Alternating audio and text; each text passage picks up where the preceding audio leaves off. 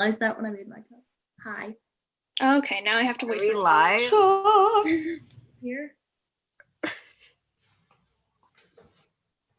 It says it's streaming, but it also says it's loading. So. Well. Oh, It's nice. streaming. I just got the notification. We're live. Yay! All right.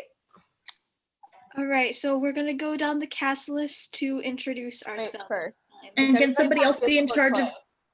I am messaging the parents. So I'm putting the link in our Discord. okay. Okay. I don't know what words are. Okay, well, if we're doing the cast list, then somebody's first. Okay, so Justin, you're first. Okay, are we enlarging or no? Nah. No. Oh, did someone leave? Oh. I think Pixie left. Pixie's at it again. All right, so hello, I'm Justin, and I will be Hamlet, the boy, the lad. All right, next is Tia. Hello, I'm Tia, and I'm going to be Queen Gertrude, and also Voldemort. All right, Nori. I am Nori, and I am playing. Ew, no, why? King Polonius. Shit, what's the name of the other guy? Marcellus. Marcellus, yeah, that guy, and the Player King. Yay. Okay. That's it. Did I make it back? Yep. Can't. I'm so sorry. Zoom just hates my gut. Now it's your turn to introduce yourself. Yeah. It's your turn. Okay. We can't hear We you. cannot hear you. What?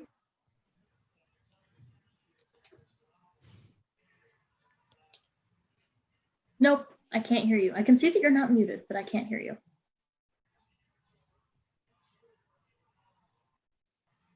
All right, well, I'm going to go instead then. Hi.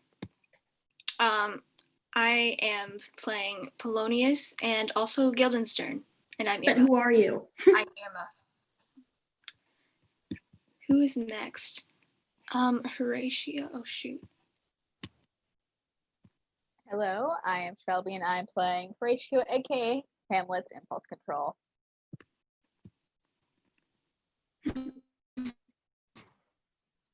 So now. All right, who's next? Pixie is next. It's not. I think they're still disconnected a little bit because it's not letting me spotlight their video. Zoom is a cruel mistress. Indeed. They really are. Let's, I guess, try Mal again. We're just gonna skip to Blitz then. Woo! We cannot hear We Blitz. can't hear you. What we Oh God. She. We can still not hear you. She. My dad speaks so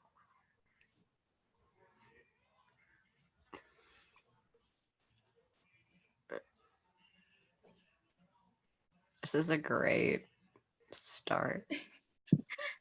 We have Mal back. Should we go to Mal and see if Blitz can fix it? Mal. Can we hear Mal?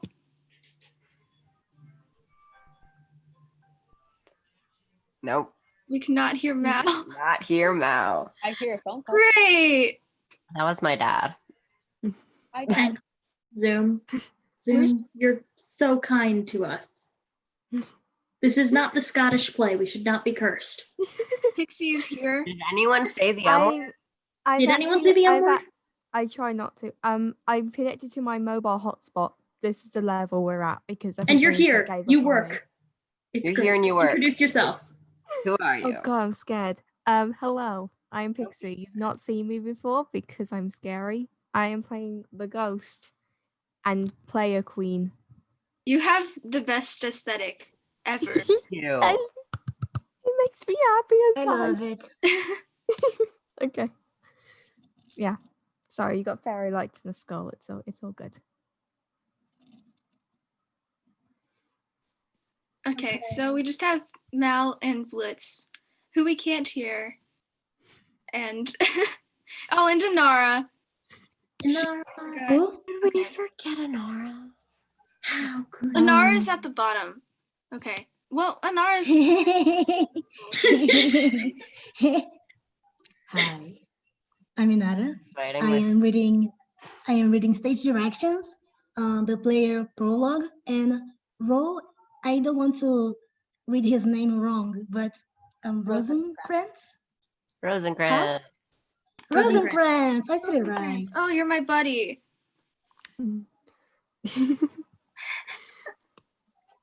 Set up a Alright. candle while they figure the rest of this out. Candle. Candle club. I have a unlit tornado candle torch. because I don't know where my match or where my lighter went when we moved. I have this one. I'm gonna try rejoining. Okay. Candle club. It's a full aesthetic here. Fairy lights, skulls, and candles. I promise I'm not trying to summon demons. You are? Honestly, if you were, I would support you. I Thank talk you. so much. Why did I not? In the figure first out scene, why I you talk a lot. Yeah. Hamlet just sits and brews. Like, yeah, he seems I don't like a want to very be here, and I'm not gonna say anything. You're not my real dad. Essentially. Yeah, there's a lot of brooding. This is a broody play. Hamlet's going through the moods.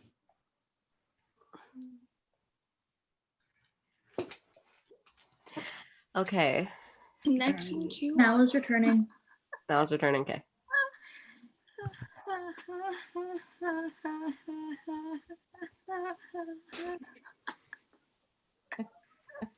Say a prayer to the theater. I invited my friend to like watch this. I'm like, Hi guys. This is us. This is what happens when you put an infant in charge of your reading. The infant is me. I know. To be fair, I am also an infant and I got put in charge of this too. Sorry, I need to stop opening I blend in with chats my wall and I hate this. that discuss things.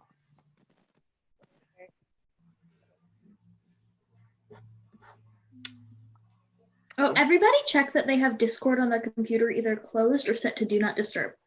Do not Oh. disturb. Do not disturb. Do Awesome. not. Do not disturb. Just because Discord notifications make me Shelby, no. Shelby, Tremble no. so- Yes! Even the shirt is. No more cursed Shelby. I'm always. Who am I kidding? That just means no more Shelby. Cursed Shelby's allowed to stay. I have a Spicer Forever case if we want to talk about that while we Wait, wait. no, where'd you get Beautiful. it? I Red Bubble. I have no Star Kid merch. I should be ashamed of myself, honestly. And I we got it My on mom Redbubble for Got like me some t-shirts, Wiggly, and 2 DVDs for my birthday. And I'm Star like, Kid merch is so owning happy. Pokemon. That's it. I'm poor. I forgot that Pretty Boy Zoom one. This. oh. Oh dear. Oh no. Someone will have to check Ophelia. Hamlet and Ophelia will be the same person. Absolutely. It's like a That- Jekyll and Hyde situation, just a back and I forth. could always. Some- Okay, no, if nobody, if somebody else wants to play with you, can it be me, please? Oh, can y'all hear me? I I think can that's kind fun, of hear you. though. There was like a faint noise from Blitz. Yeah? Am I here? Yeah, you're here. Yes. Woo. Yes! Yay. Yes! Okay. Introducement yourself. All right. Yeah. Yeah, I'm Blitz and I play Liartes, Bernardo, and Lucinius. Yay. Woo! Yeah. And I am here now. All right. Are we ready to start? Should we start and then Mal will figure out how to fix while we speaks? Sure. Yeah. I don't think Ophelia comes in for at least a little bit, so. Yeah, We can work it out. there's like 3 or 4 scenes before she comes in, so. All right. So we're gonna start. I'm excited and scared. Let's move back in the grid now. There we go. What's the exact point that the stage direction starts? I don't have to read this entire list of characters, do I? I mean, that's kind of all the stage directions are. No, I mean the characters in the play section. Oh yeah, no, the characters, it starts at where it says Act 1, basically. Act 1, Scene 1, cut. Scene 2, Flourish. Enter Claudius, King of Denmark, Gertrude, the Queen, the Castle, as Polonius and his son Laertes. Hamlet with others, among them Votamand. I don't know how to read the names. I shouldn't have picked this, but That was really nice. That's very good. Okay. I did not read this beforehand at all. Okay. That's my mistake. Me You're gonna neither. do great. Though yet of Hamlet, our dear brother's death, the memory be green, and that it us befitted to bear our hearts in grief, and our whole kingdom to be contracted in one brow of woe. Yet so far hath discretion fought with nature, that we with wisest sorrow think on him, together with remembrance of ourselves. Therefore, our sometime sister, now our queen, the imperial jointress to this warlike state, have we, as 'twere with a defeated joy, with an auspicious and dropping eye, with mirth in funeral, with dirge in marriage, in equal scale weighing delight and dole, taken to wife. Nor have we herein borrowed your better wisdoms, which have freely gone with this affair along. For all our thanks. Now follows that you know young Fortinbras holding a weak supposal of our worth, or thinking by our late dear brother's death our state to be disjoined and out of frame, colleagued with this dream his advantage, he hath not failed to pester us with the message, importing the surrender of those lands lost by his father, with all bounds of law to our most valiant brother. So much for him. Now for ourselves and for this time of meeting, thus much is the business we have here writ. To Norway, uncle of young Fortinbras, who, impotent and bedrid, scarcely hears that of his nephew's purpose to suppress his further gait herein, in that the levies, the lists, and full proportions are we have made out of his subject. And we here dispatch you, good Voltimand, for bearers of this greeting to old Norway, giving to you no further personal power to business with the king, more than the scope of those dilated articles allow. Farewell, and haste commend your duty.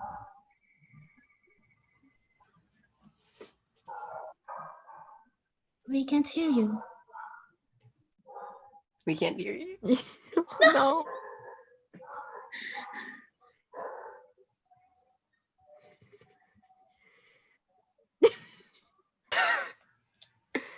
She.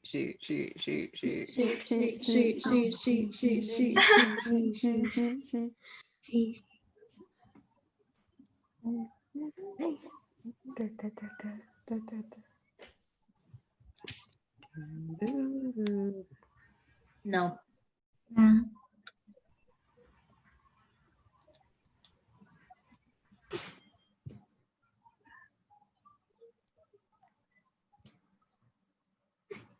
Nope.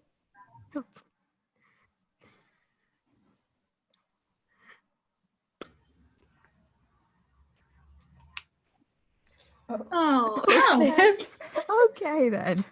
Cool. Yeah, I expected. Great. This great. is going well today. It's Can I read the line? It's just one line and then he'll let it. Yeah, I guess just yeah, that's what I'm Yeah, feeling. probably. In that and all things will show my duty. we doubt it nothing. Heartily farewell. Voltman exits. And now, Laertes, what's the news with you? You told us of some suit, was it, Laertes? You cannot speak of reason to the Dane and lose your voice. What wouldst thou beg, Laertes? That shall not be my offer, not thy asking. The head is not more native to the heart, the hand is more instrumental to the mouth, than is the throne of Denmark to thy father. What wouldst thou have, Laertes? My dread lord, your leave and favor to return to France, from whence so willingly I came to Denmark to show you my duty in your coronation. Yet now I must confess that duty done, my thoughts and wishes bent again towards France, and bow them to your gracious leave and pardon. Have you your father's leave? What says Polonius? Hath my lord wrung from me my slow leave by laborsome petition, and at last upon his will I sealed my hard consent. I do beseech you give him leave to go. Take thy fair hour, Laertes, time be thine, and thy best graces spend it at thy will. But now, my cousin Hamlet and my son. A little more than kin and less than kind. How is it that the clouds still hang on you? Not so, my lord. I am too much in the sun. Good. Good, Hamlet. Cast thy knighted color off, and let thy eye look like a friend on Denmark. Do not forever with thy valid lids. Seek thy noble father in the dust. Thou knowest to common all that lives must die, passing through the nurture to eternity. Aye, madam, it is common. If it be, why seem so particularity? Seems, madam. Nay, it is. I know not seems, 'tis not my inky cloak, good mother, nor customary suits of solemn black, nor windy suspiration of forced breath, no, nor the fruitful river in the eye, nor the dejected behavior of the visage. Together with all forms, moods, shapes of grief that can denote me truly. These indeed seem, for they are the actions that a man might play, but I have that within which passes show, these but the trappings and the suits of woe. 'Tis sweet and commendable in your nature, Hamlet, to give these morning duties to your father.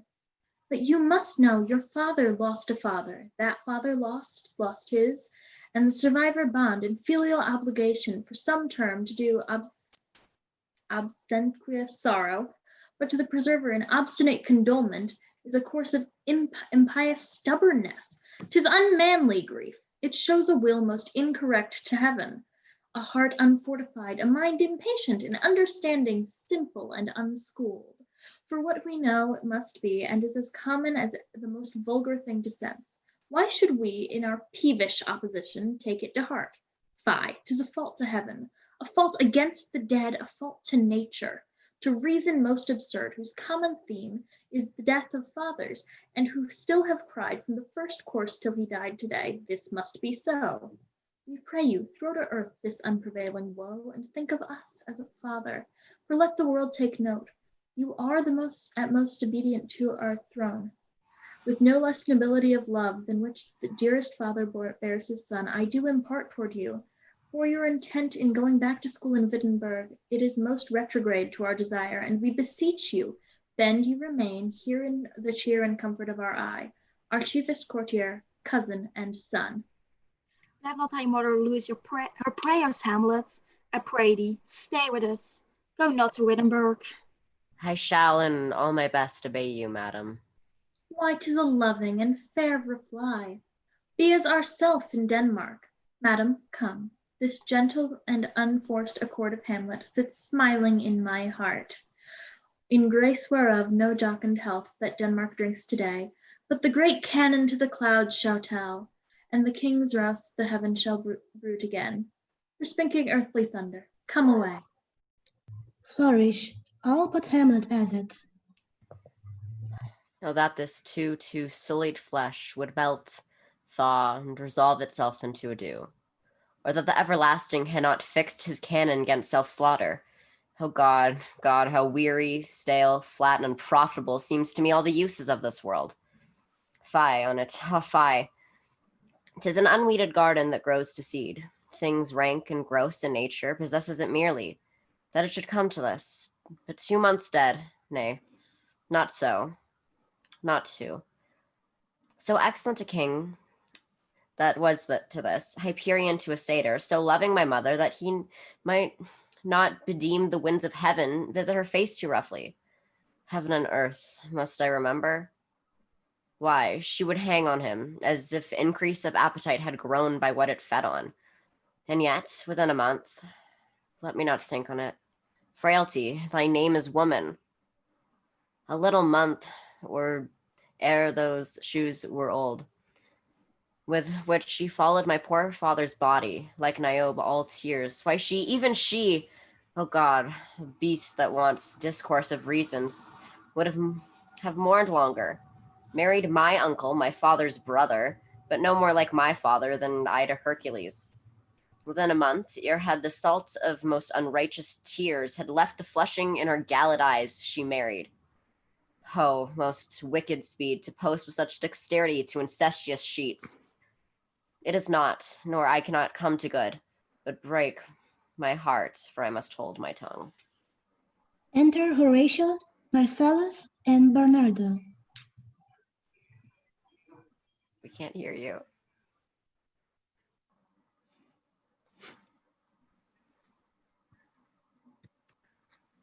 No. Your mic is muted, I think. Shelby, is your mic on?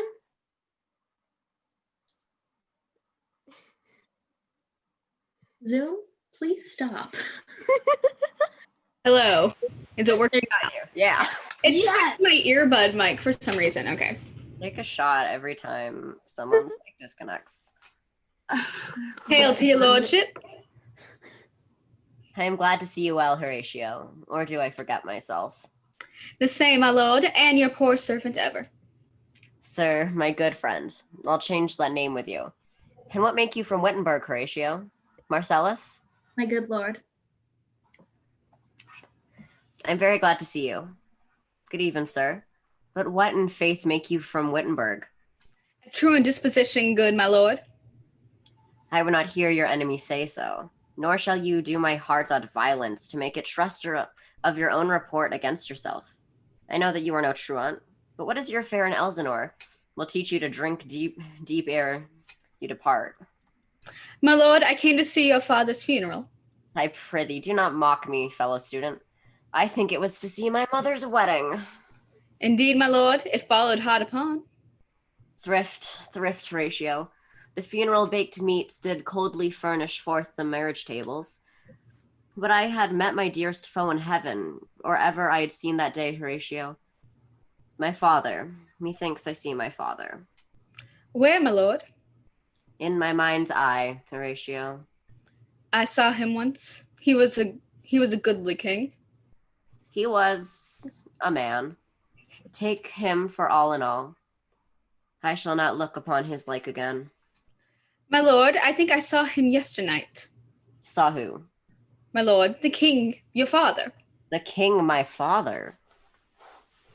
Season your administration for a while, with an attent ear, till I may deliver upon the witness of these gentlemen this marvel to you.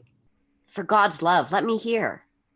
2 nights together had these gentlemen, Marcellus and Bernardo, on their watch in the dead waste and middle of the night, been thus encountered a figure like your father, armed at point exactly, capapi, appears before them, and with solemn march goes slow and stately by them. Thrice he walked by their oppressed and fear surprised eyes within his truncheon's length, whilst they distilled almost to jelly with the act of fear. Stand dumb and speak not to him. This to me I'm dreadful secrecy impart they did, and I with them the third night to keep the watch, whereas they had delivered both in time form of the king, each word made true and good. Their apparition comes, and I knew your father. These hands are not more like. But where was this?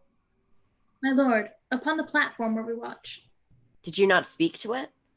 My lord, I did, but answer made it none. Yet once methought it lifted up its head and did address itself to motion, like as if it would speak. But even then in the morning cock crew loud, and at the sound it shrunk in haste and vanished from our sight.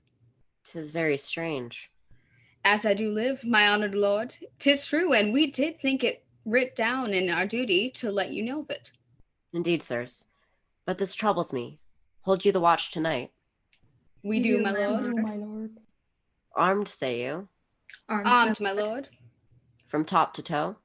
My lord, My from lord, head from to head foot. to foot. Then you saw not his face. Oh, yes, my lord, he wore his beaver up.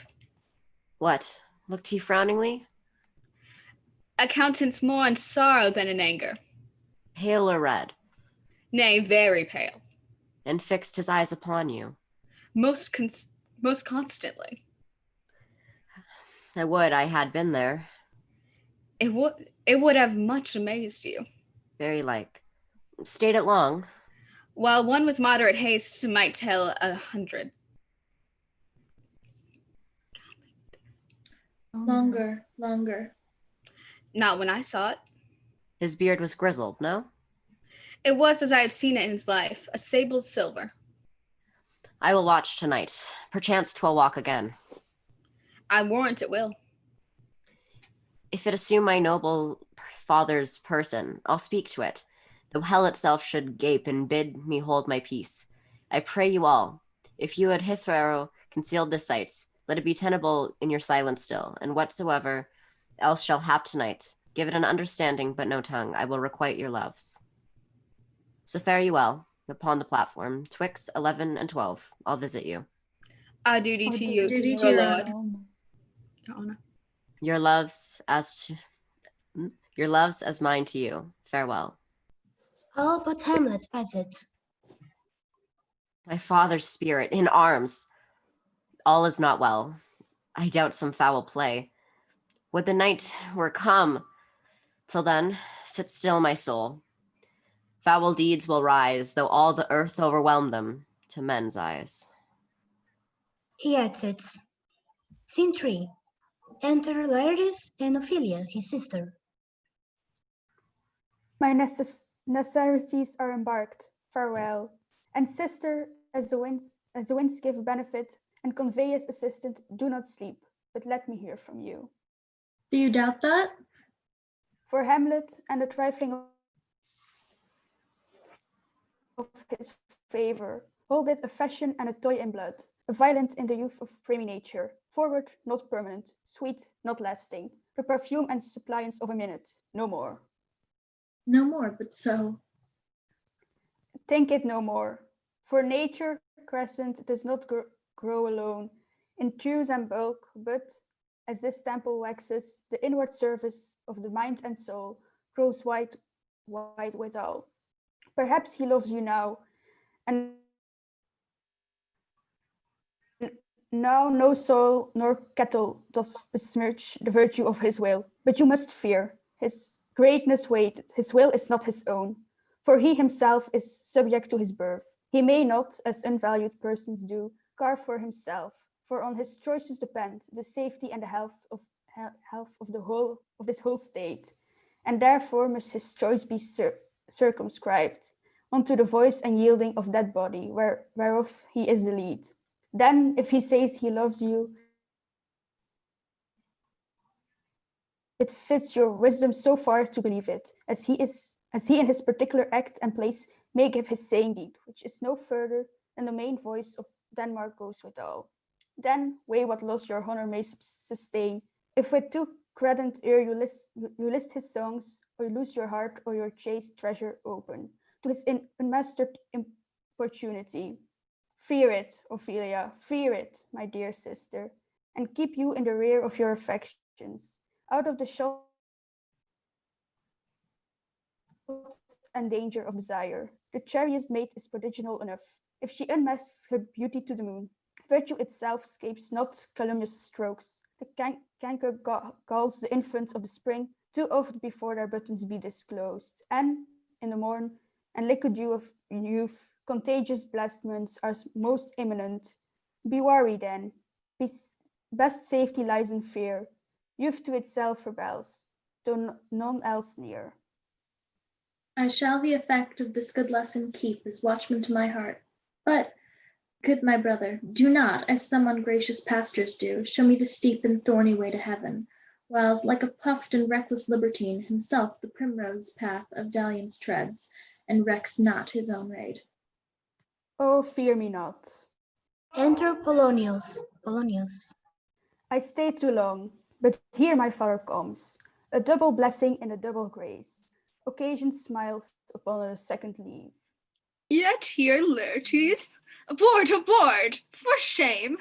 The wind sits in the shoulder of your sail, and you are stayed for. There my blessing with thee, and these few precepts in thy memory look thou character. Give thy thoughts no tongue, nor any unproportioned thought his act. Be thou familiar, but by no means vulgar. Those friends thou hast and their adoption tried, grapple them unto thy soul with hoops of steel, but do not dull thy palm with entertainment of each new-hatched, unfledged courage. Beware of entrance to a quarrel, but, being in, bear it that the opposed may beware of thee. Give each man thy ear, but few thy voice. Take each man's censor, but preserve thy judgment. Costly thy habit, as thy pursue can buy, but not expressed in fancy, rich, not gaudy, for the apparel oft proclaims the man. And they in France of the best rank and station are of a most select and generous chief in that. Neither a borrower nor lender be, for loan oft loses both itself and friend, and borrowing dulls the edge of husbandry. This above all, to thine own self be true, and it must follow as the night the day. Thou canst not be then false to any man. Farewell, my blessing season this in thee. Most humbly do I take my leave, my lord. The time invests you. Go your servants tend. Farewell, Ophelia, and remember well what I have said to you. 'Tis in my memory locked, and you yourself shall keep key of it. Farewell. Laertes exits. What is it, Ophelia, hath he said to you? So please you, something touching the Lord Hamlet. Marry, well, we thought, 'tis told me he hath very oft of late given private time to you, and you yourself have of your audience been more free and bounteous. If it be so, as so 'tis put on me, and that in any way of caution I must tell you, you do not understand yourself so clearly, as it behooves my daughter and your honor. What is between you? Give me up the truth.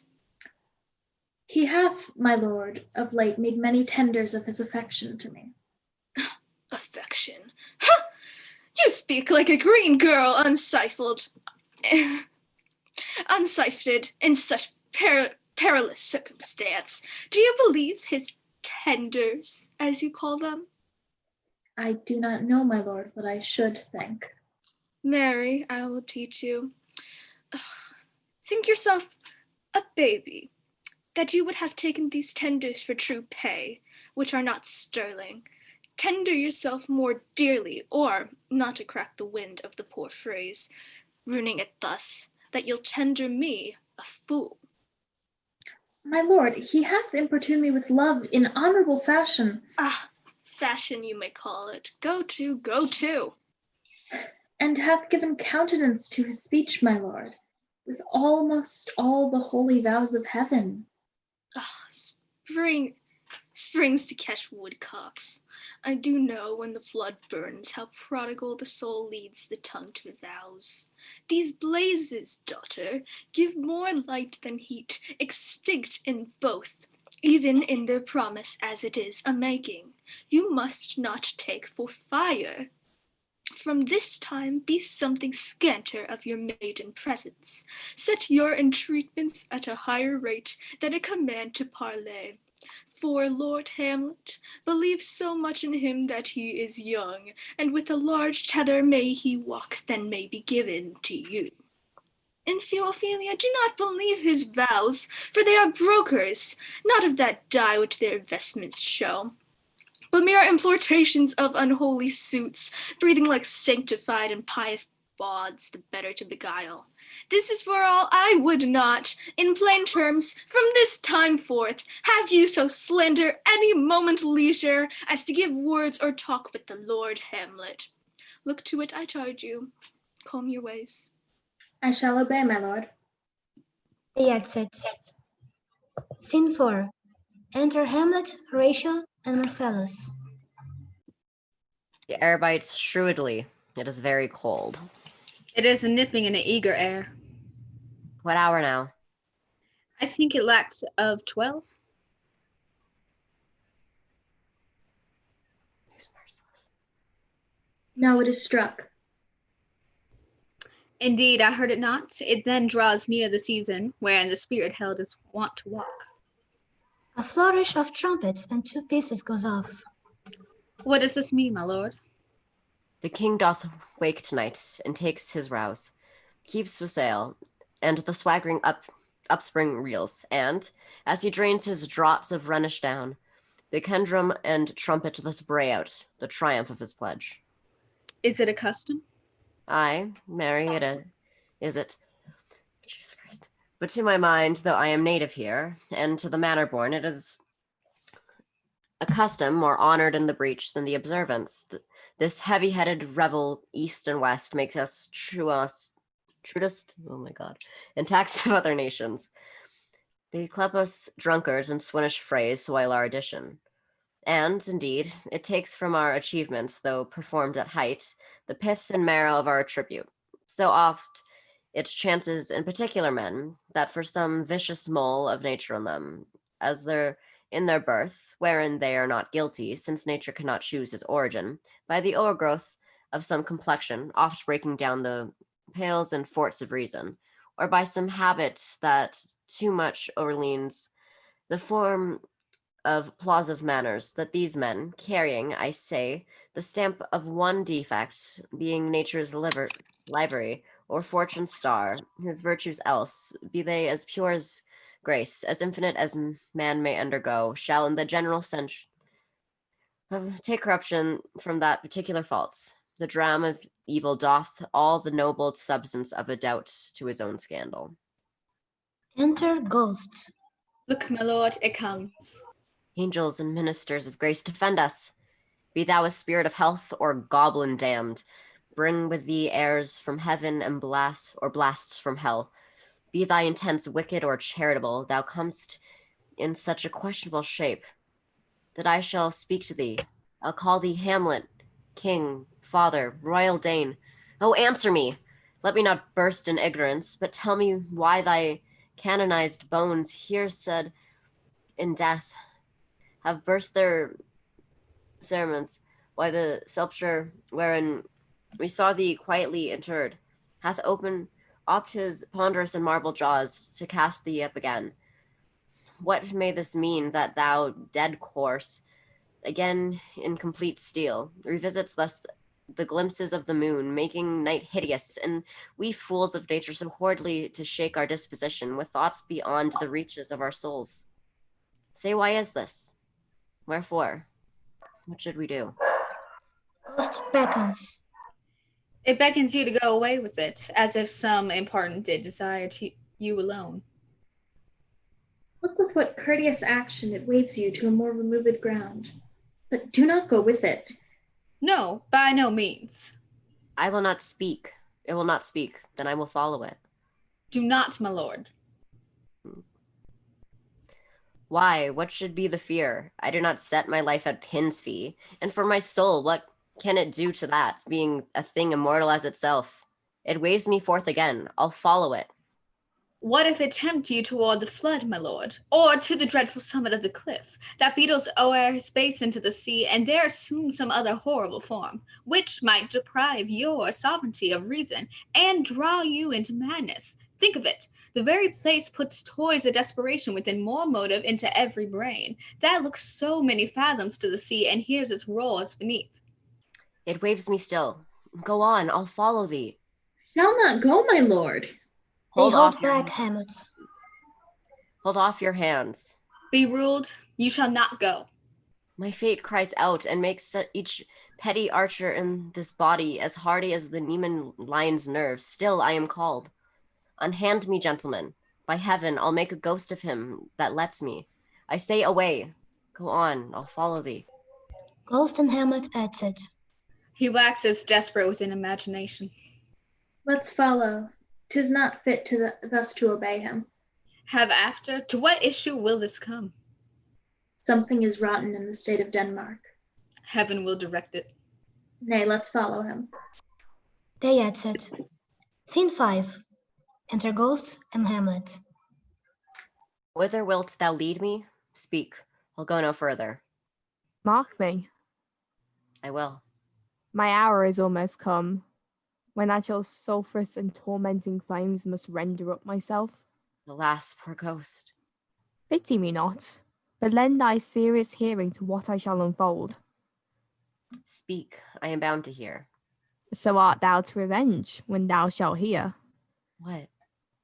I am thy father's spirit, doomed for a certain term to walk the night, and for the day confined to fast in flames. Till the foul crimes done in my days of nature are burnt and purged away, but that I am forbid to tell the secrets of my prison house. I could a tale unfold whose lightest word would harrow up thy soul, freeze thy young blood, make thy two eyes like stars start from their spears, thy knotted and combined locks to part, and each particular hair to stand on end, like quills upon the fearful porcupine. But this eternal blazon must not be to ears of flesh and blood. List, list, oh list, if thou didst ever thy dear father love. Oh God.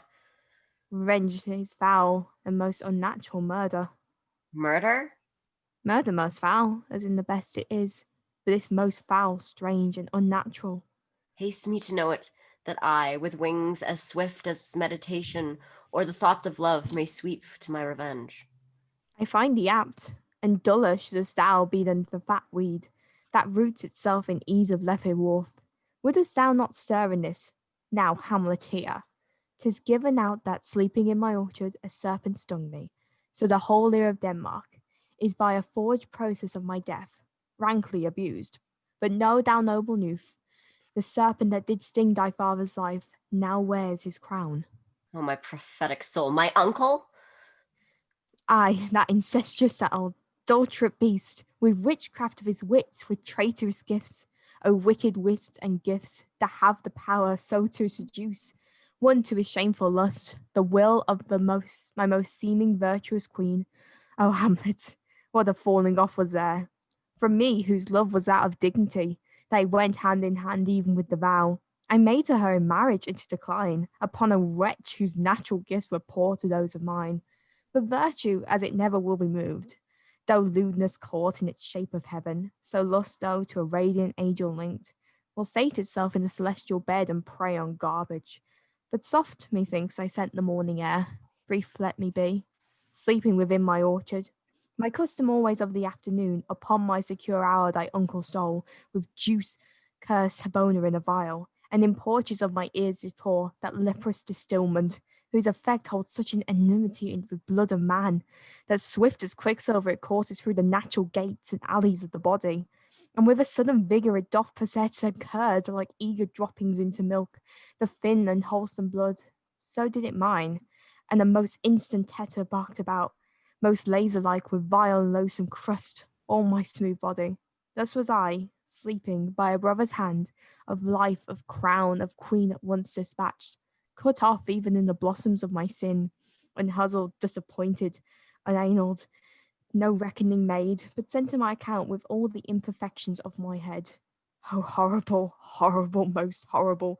If thou hast nature in thee, bear it not. Let not the royal bed of Denmark be a couch for luxury and damned incest.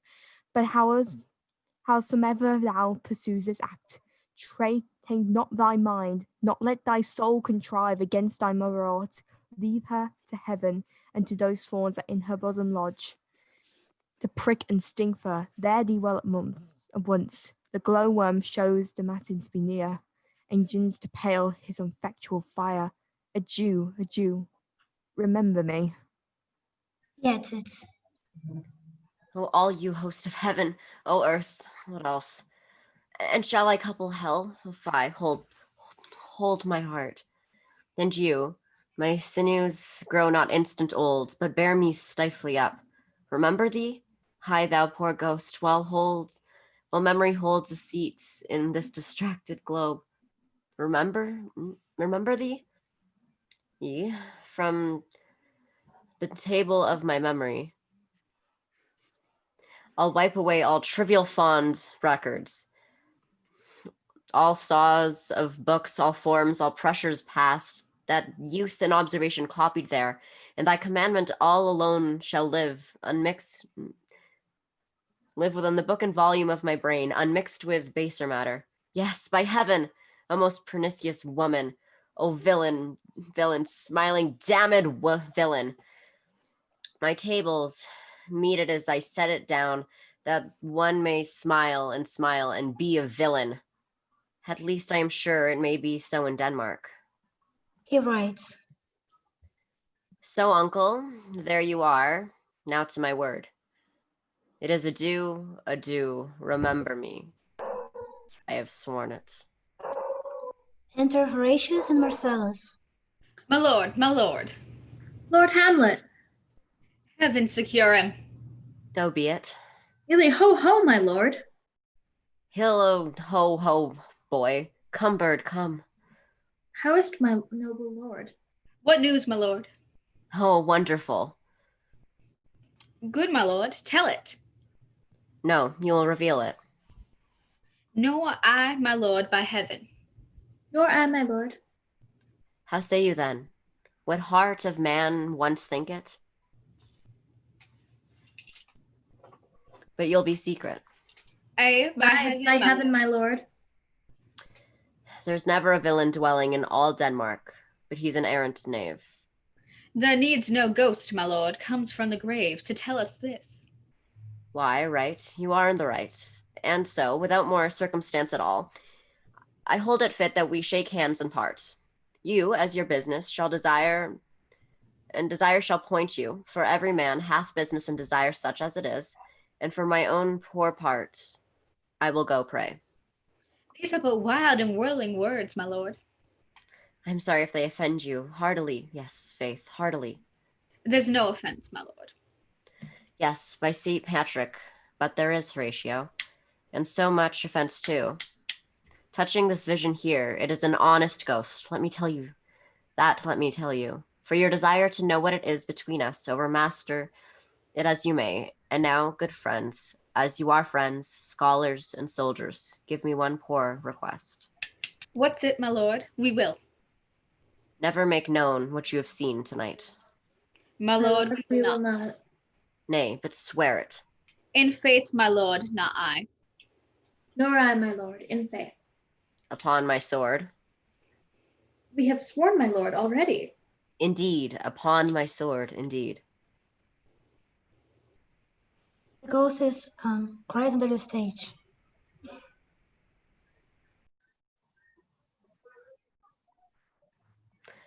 It was Haha, a stage directory within the line. I didn't know if I was supposed to read it. Sorry. that's okay. Haha, boy, say'st thou so? Art thou there, true penny? Come on, you hear this fellow in the cellarage? Consent to swear. Propose the oath, my lord. Never speak of this that you have seen. Swear by my sword.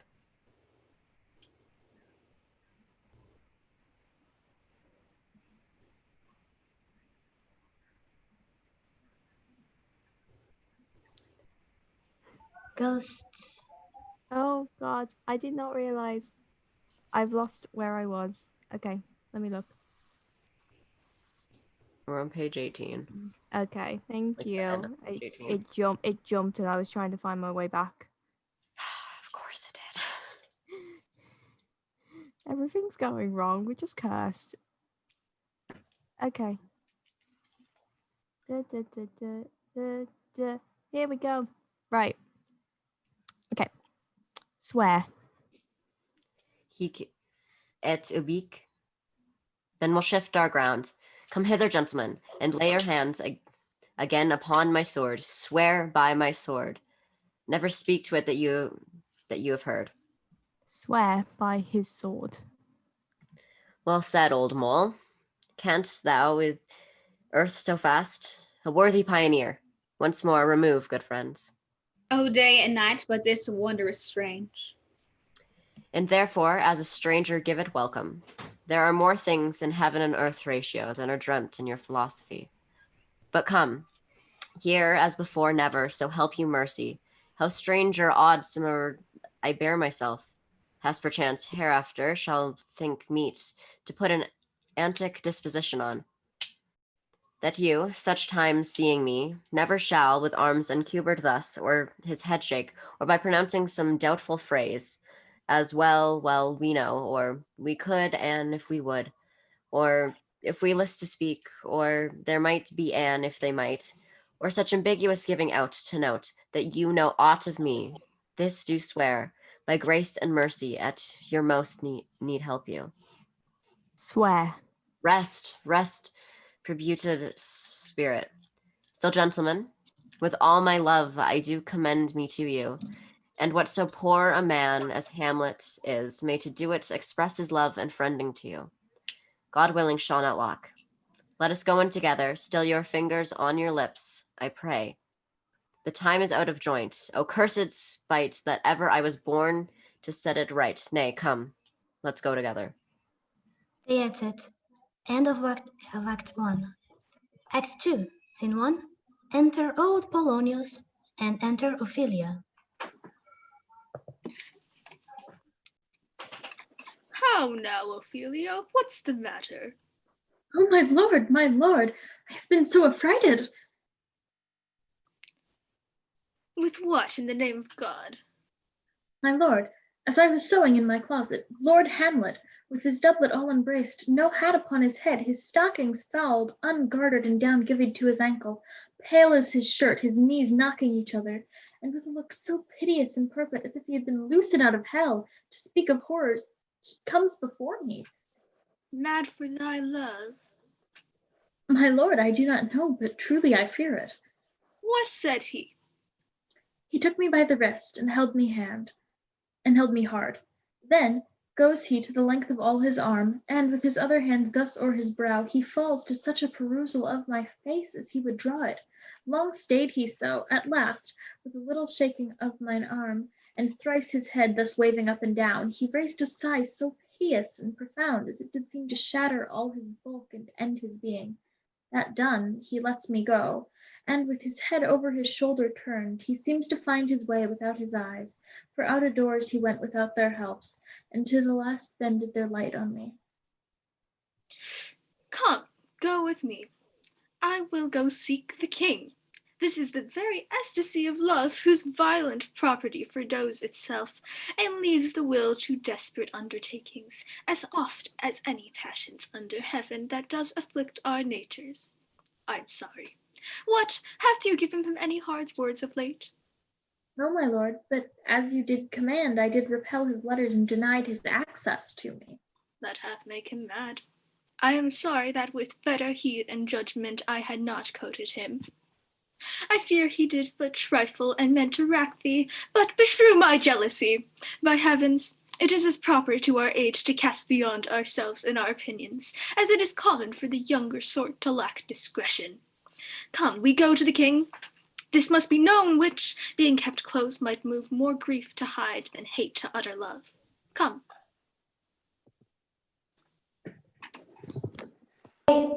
They exit. Scene 2. Flourish.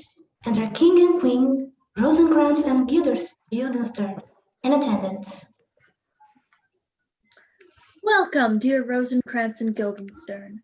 Moreover, that we much did long to see you, the need we have to use you did provoke our hasty sending. Something you have heard of Hamlet's transformation, so call it. Sith nor the exterior nor the inward man resembles that it was, what it should be, nor than his father's death that hath put him. So much from the understanding of himself that I cannot dream of. I entreat you both, that, being of so young days brought up with him, and sith so neighboured to his youth and behaviour, that you vouchsafe your rest here in our court some little time, and so by your companies, to draw him on to pleasures, and to gather so much from occasion as you may glean, whether aught to unknown afflicts him thus, whether aught to us unknown afflicts him thus, that opened lies within our remedy.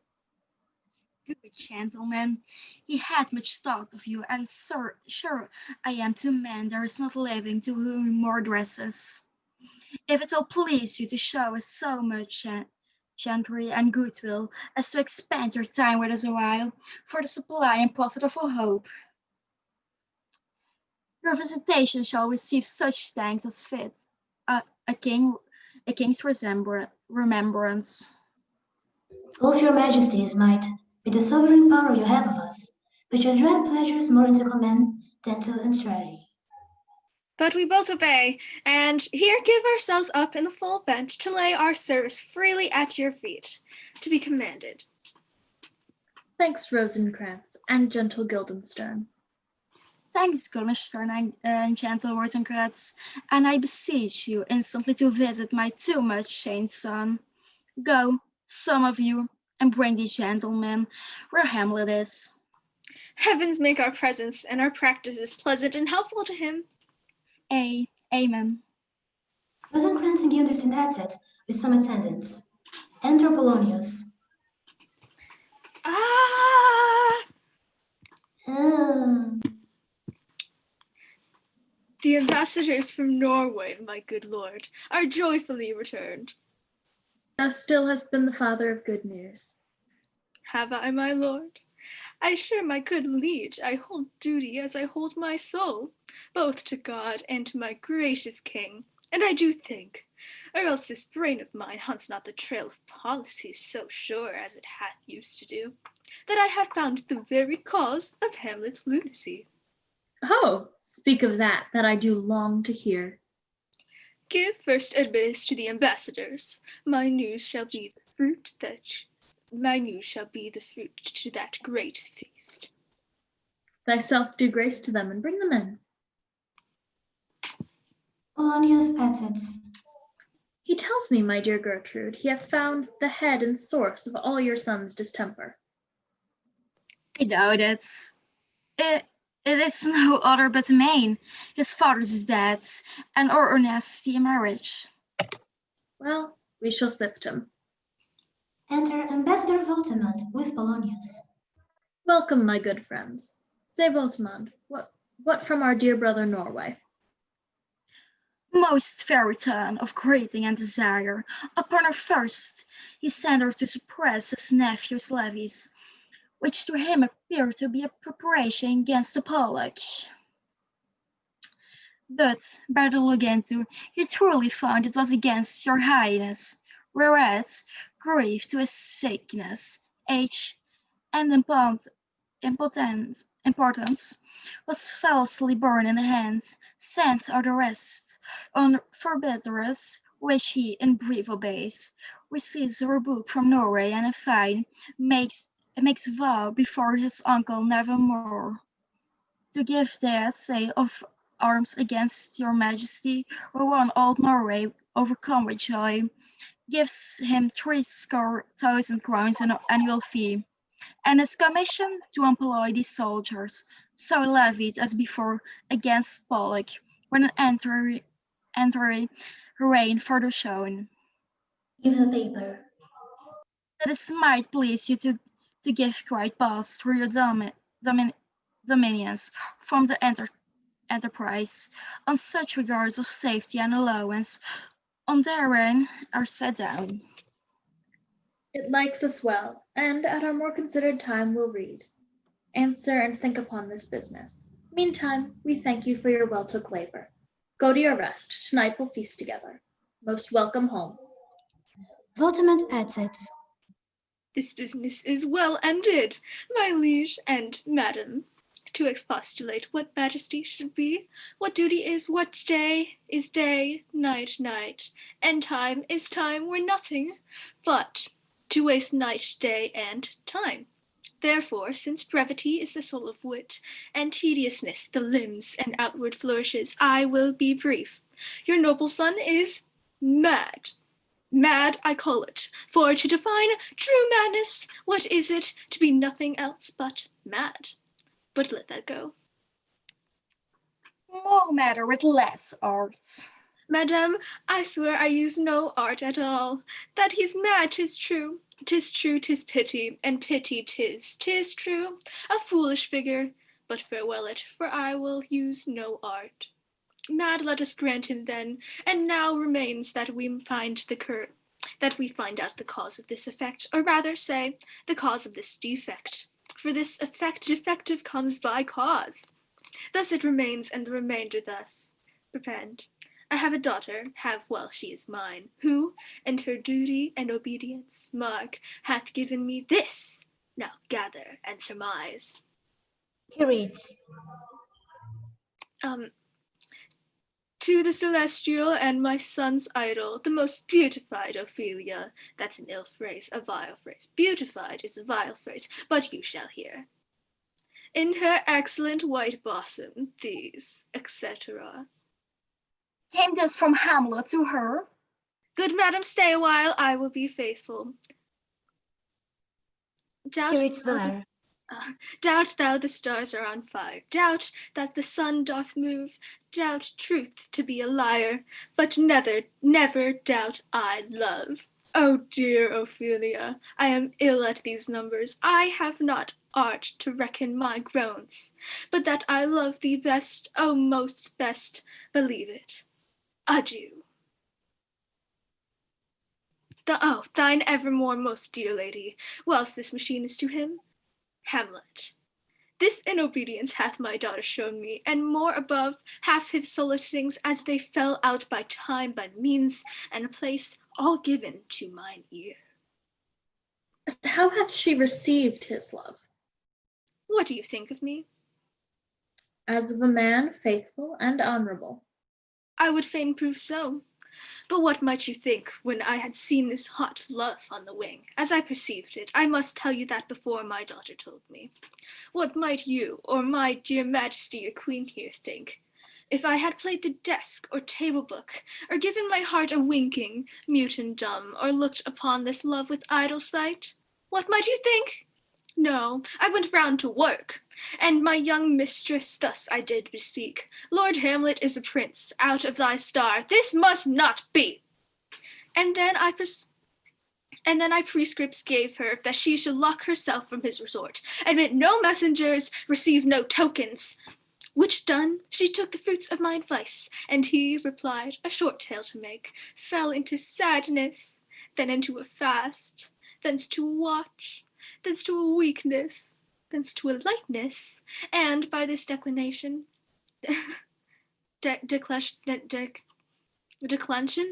into the madness wherein he now raves, and we all mourn for.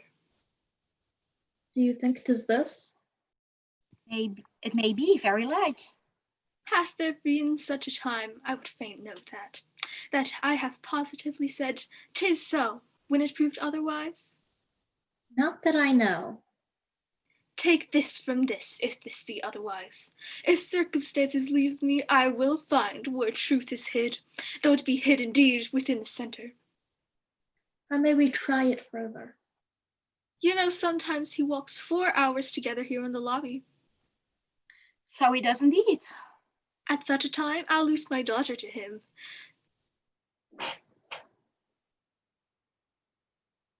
To the king. Be you and I behind an arras then, mark the encounter.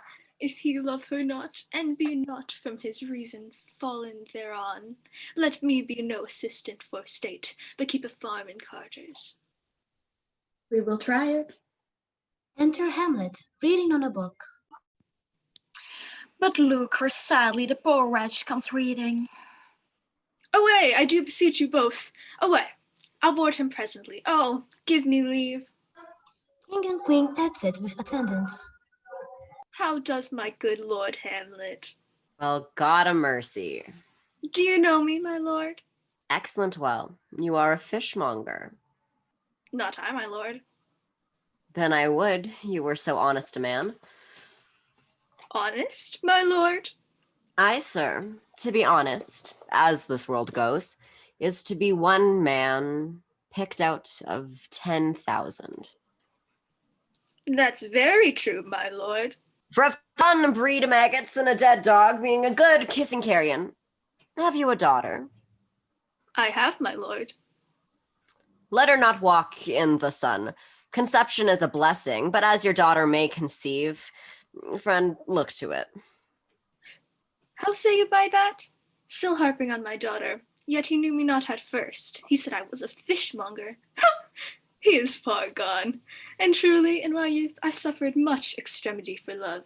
Very near this. I'll speak to him again. What do you read, my lord? Words, words, words.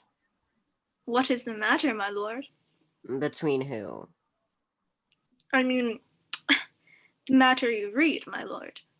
Slanders, sir. For the satirical rogue says here that the old men have gray beards, that their faces are wrinkled, their eyes purging thick amber and plum tree gum, and they have a plentiful lack of wit, together with most weak hams, all which, sir, sir, though I most powerfully and potentially believe, yet I hold it not honesty to have it thus set down. For yourself, sir, shall grow as old as I am, if like a crab you could go backward.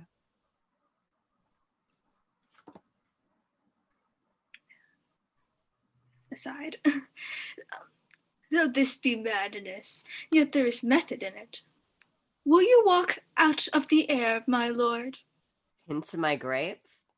Indeed, that is out of the air.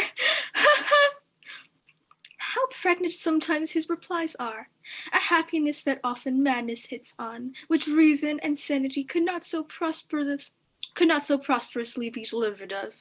I will leave him and suddenly contrive the means of meeting between him and my daughter.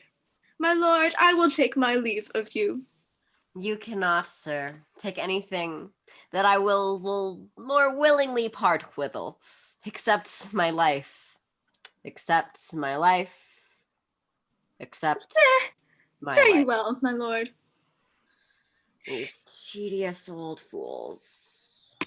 Enter Guildenstern and Rosencrantz. Oh shoot, that's still me. You sing. Great. You got to sing the Lord Hamlet. There he is. God save you, sir. Polonius exits. My honored lord. My most dear lord. My excellent friends, how dost thou, Guildenstern? Ah, Rosencrantz, good lads, how do you both? As the indifferent children of the earth. Happy, in that we are not over happy. On Fortune's cap, we are not the very button. Nor the soles of her shoes. Neither, my lord. Then you live about her waist, or in the middle of her favors. Faith, her private's we. In the secret parts of fortune? Oh, most true. She is a strumpet. What news? None, my lord, but that the words grow honest. Then is doomsday near. But your news is not true. Let me question more in particular. What have you, my good friends, deserved at the hands of fortune that she sends you to a prison hither? Prison, my lord. Denmark's a prison. Then is the world one. A goodly one, in which there are many confines, wards, and dungeons, Denmark being one of the worst. I think not so, my lord. Why then? 'Tis none to you, for there is nothing either good or bad, but thinking makes it so. To me, it is a prison. Why then, your ambition makes one. 'Tis too narrow for your mind. Oh God, I could be bounded in a nutshell and count myself a king of infinite space, were it not that I have bad dreams. Which dreams indeed are ambition, for the very substance of ambition is merely the shadow of a dream. A dream itself is but a shadow. Surely, and I hold ambition of so airy and light a quality that it is but a shadow's shadow. Then there are beggars' bodies, and monarchs and outstretched heroes, the beggars' shadows. Shall we to the court? For by my fay I cannot reason. We shall wait upon you. No such matter. I will not sort you with the rest of my servants, for, to speak to you like an honest man, I am most dreadfully attended. But in the beaten way of friendship, what make you at Elsinore? To visit you, my lord, no other occasion. Beggar that I am even poor in thanks. But I thank you, and sure, dear friends, my thanks are too dear a halfpenny. Were you not sent for? Is it your own inclining? Is it a free visitation? Come, deal justly with me. Come, nay, speak. What should we say, my lord? Anything but to the purpose. You were sent for, and there is a kind of confession in your looks, which your modesties have not craft enough to color. I know the good king and queen have sent for you. To what end, my lord? Anything but to the purpose. You were sent for, and there is a kind of confession in your looks, which your modesties have not craft enough to color. Oh, shit. It's a time loop. That you must teach me. But let me conjure you by the rights of our fellowship, by the constancy of our youth, by the obligation of our ever-preserved love, and what more dear, a better prosperer can charge you withal. Be even and direct to me whether you were sent for or no. What say you? Nay then, I have an eye of you. If you love me, hold not off. My lord, we were sent for. I will tell you why. So shall my anticipation prevent your discovery, and your secrecy to the king and queen molt no feather. I have of late, but whereof I know not, lost all my mirth, forgone all custom of exercises, and indeed it goes so heavily with my disposition that this goodly frame, the earth, seems to me a sterile promontory.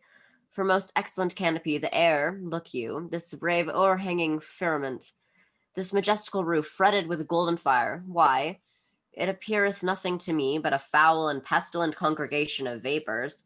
What a piece of work is man, how noble in reason, how infinite in faculties, and form and moving, how express and admirable in action, how like an angel in apprehension, how like a god, the beauty of the world, the paragon of animals, and yet to me, what is the quintessence of dust?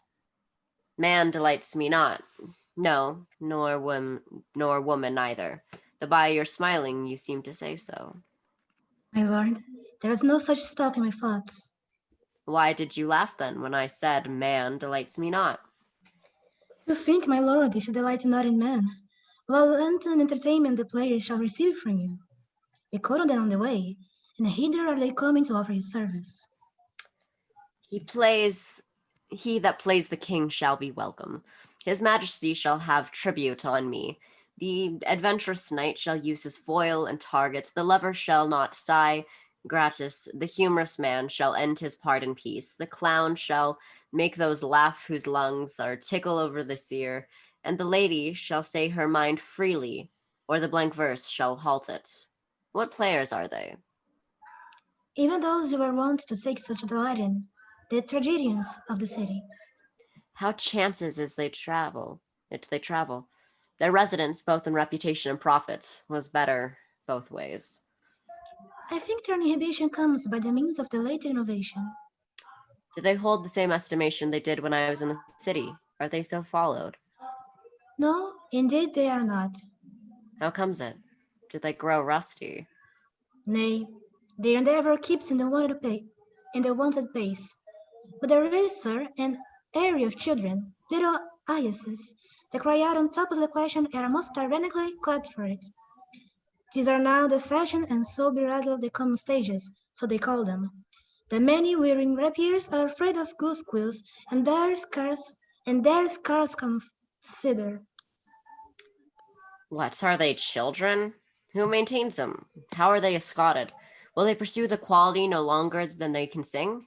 Will they not say afterwards, if they should grow themselves to common players, as it is most like, if their means are no better, their writers do them wrong to make them exclaim against their own succession?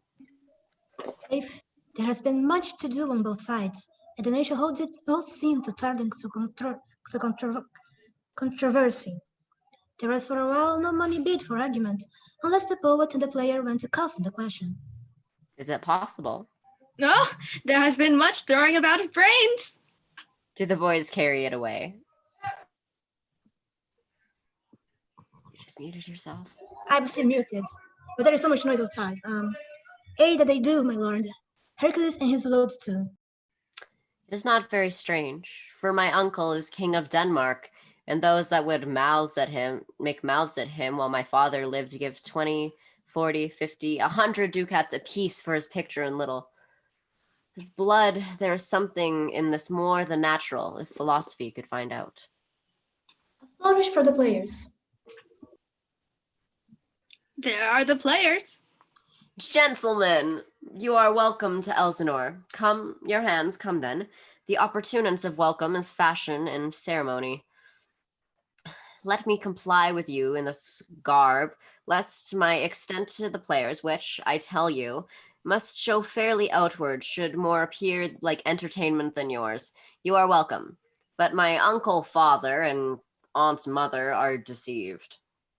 In what, my dear lord? I am, but mad north-northwest. When the wind is southerly, I know a hawk from a handsaw. Enter Polonius. Well be with you, gentlemen. Hark you, Guildenstern, and you too, at each ear a hearer. That great baby you see there is not yet out of his swaddling clouts. Happy he is the second time come to them, for they say an old man is twice a child. I will prophesy he comes to tell me of the players. Mark it. You say right, sir, a Monday morning. 'Twas then indeed. My lord, I have news to tell you. My lord, I have news to tell you. When Rossius was an actor in Rome. The actors come hither, my lord. Buzz, buzz. Upon my honor. Then came each actor on his ass. The best actors in the world, either for tragedy, comedy, history, pastoral, comical, history, pastoral, tragical, historical, tragical, comical, historical, pastoral, scene indivisible, or poem unlimited. Seneca cannot be too heavy, nor Platerus too tight. For the law of wit and liberty, these are the only men. O Jephthah, judge of Israel, what a treasure hadst thou! What a treasure had he, my lord? Why, one fair daughter, and no more, the which he loved passing well. Still on my daughter. Am I not in the right, old Jephthah? If you call me Jephthah, my lord, I have a daughter that I love passing well. Nay, that follows not. What follows then, my lord? Why, as by lot God what, and then, you know, it came to pass as most like it was. The first row of the pious chasm will show you more, for look when my abridgment comes. Enter the players. You are welcome, masters, welcome all. I am glad to see thee well. Come, welcome, good friends. Oh, my old friend. Why, thy face is valiant since I saw thee last. Comest thou to beard me in Denmark? What, my young lady and mistress? By Our Lady, your ladyship is nearer to heaven than when I saw you last, by the altitude of Chopin. Pray God your voice, like a piece of an uncurrent gold, be not cracked within the ring.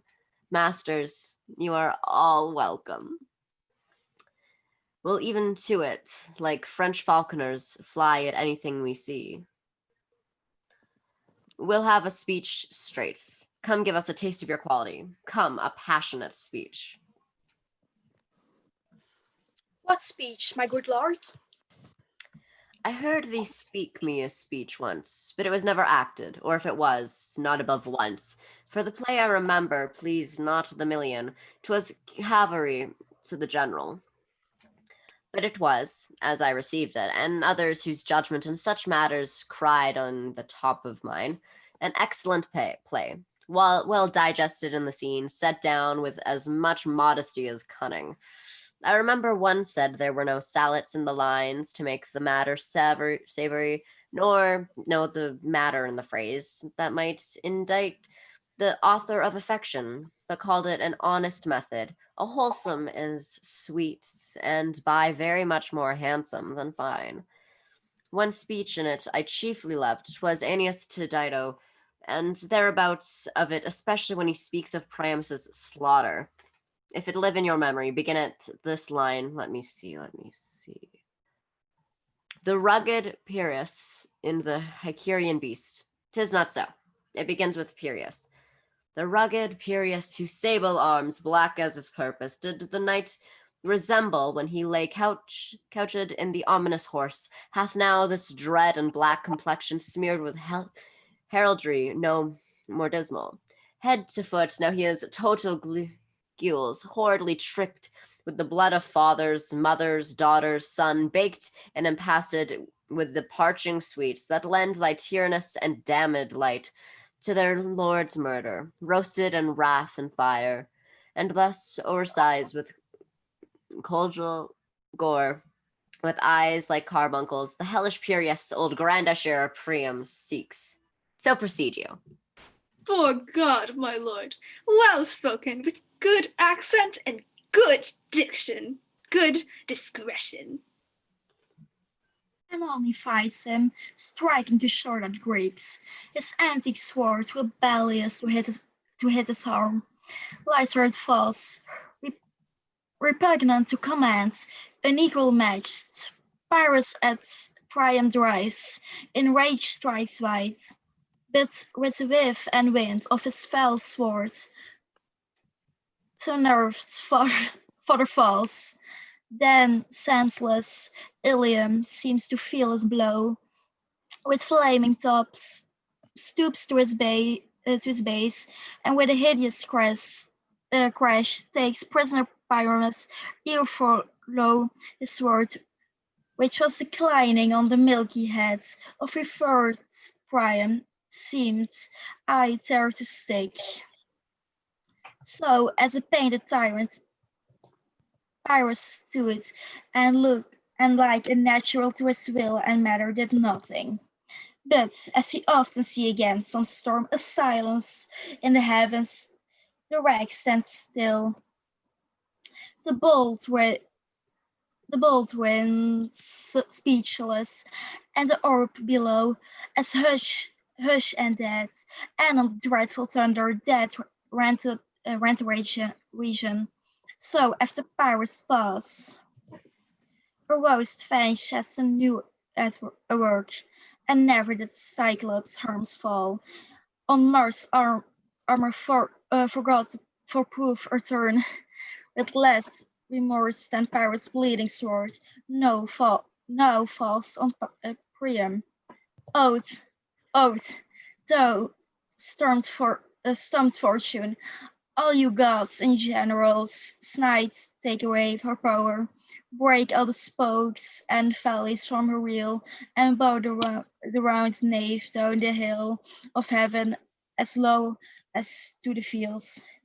This is too long.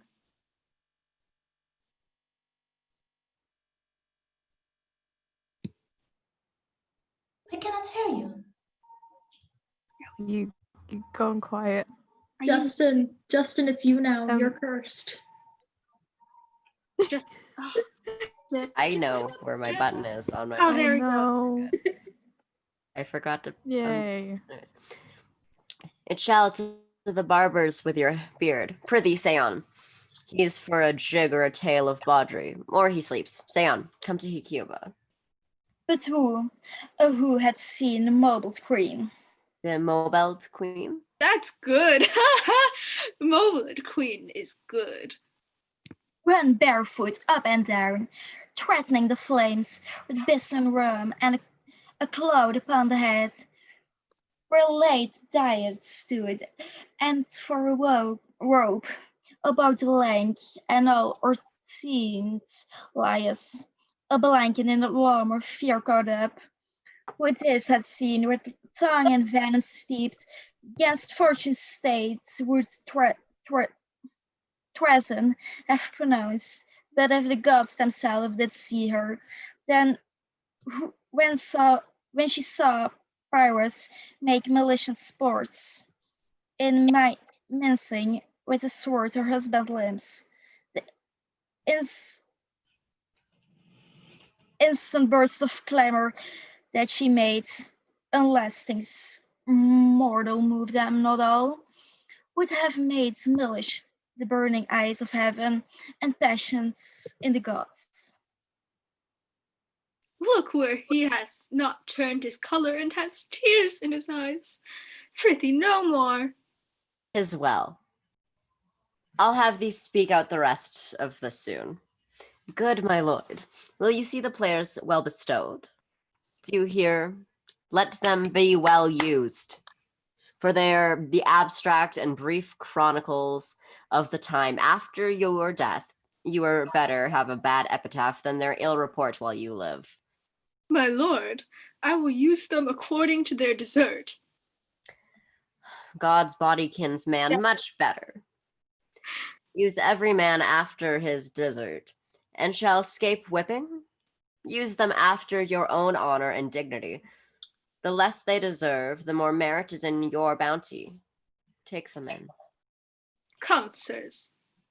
Follow him, friends. We'll hear a play tomorrow. Polonius and players exit. Hamlet speaks to the first player. Dost thou hear me, old friend? Can you play the murder of Gonzago? Ay, my lord. We'll hat tomorrow night. You could, for need, study a speech of some dozen or 16 lines, which I would set down and insert in it. Could you not? Ay, my lord. Very well. Follow that, lord, and look you, mock him not. The first player exits. My good friends, I'll leave you till night. You are welcome at Elsinore. Good, my lord. So goodbye to you.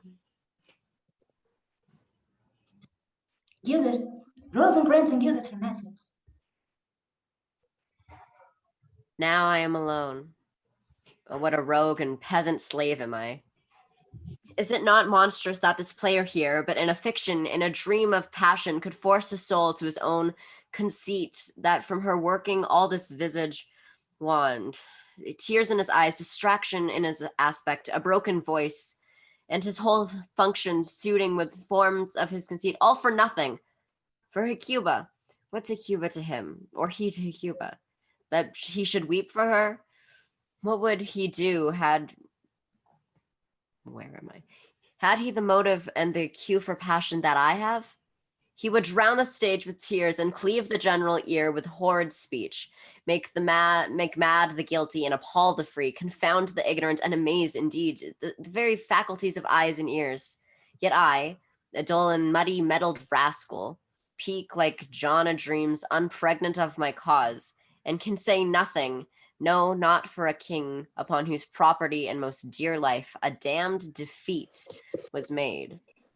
Am I a coward? Who calls me villain, breaks my pate across, plucks off my beard and blows it in my face, tweaks me by the nose, gives me the lie of the throat as deep as to the lungs? Who does me this? Ha! Swounds, I should take it. For it cannot be, but I am pigeon delivered and lack gall to make oppression bitter. Or ere this, I should have fatted all the region kites with the slave's offal. Bloody body villain, remorseless, treacherous, lecherous, kindless villain. Oh, vengeance. Why, what an ass am I. This is most brave, that I, the death of a dear father, murdered, prompted to my revenge by heaven and hell, must, like a whore, unpack my heart with words and fall a cursing like a very drab, a stallion. Fie on't upon it. Foe. About my brains, I have heard that guilty creatures sitting in a play have, by very cunning of the sense, been struck so to the soul that presently they have proclaimed their malfunctions. For murder, though it have no tongue, will speak with most miraculous organ. I'll have these players play something like the murder of my father before mine uncle. I'll observe his looks, I'll tent him to the quick. If he do blench, I'll know my course. The spirit that I have seen may be a devil, and the devil hath power that I assume a pleasing shape. And perhaps, out of my weakness and my melancholy, as he is very potent with such spirits, abuses me to damn me, I'll have grounds more relative than this. The play's the thing wherein I'll catch the conscience of the king. Yeah, it's it. End of Act 2. Act 3, Scene 1. Enter King, Queen, Polonius, Ophelia, Rosencrantz, Guildenstern, and Lords.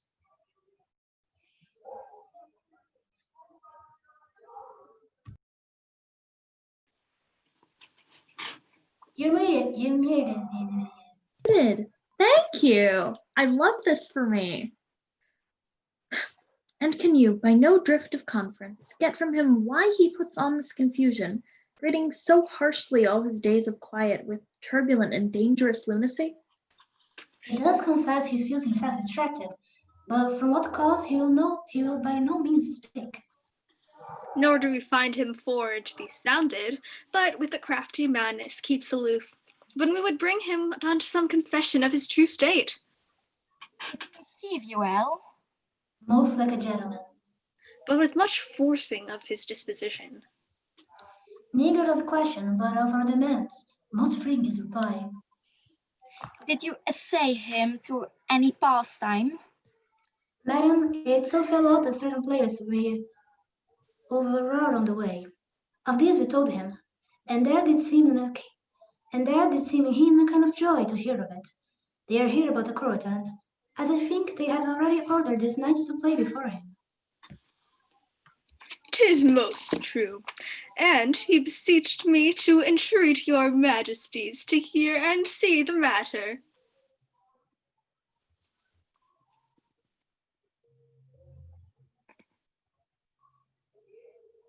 With all my heart it doth much content me to hear him so inclined.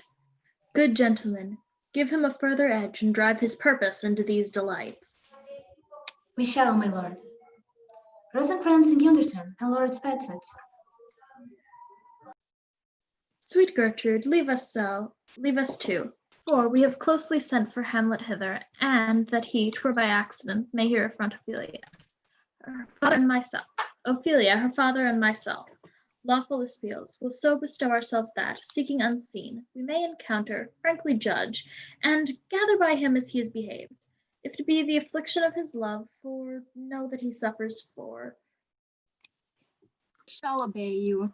And for your part, Ophelia, I do wish that your good beauties be the happy cause of Hamlet's wildness. So shall I hope your virtuous will bring him to his wonted ways again, to both your honors. Madam, I wish it may. The queen lets it. Ophelia, walk you here. Gracious, so please you, we will bestow ourselves. Read on this book. That show of such an exercise may color your loneliness.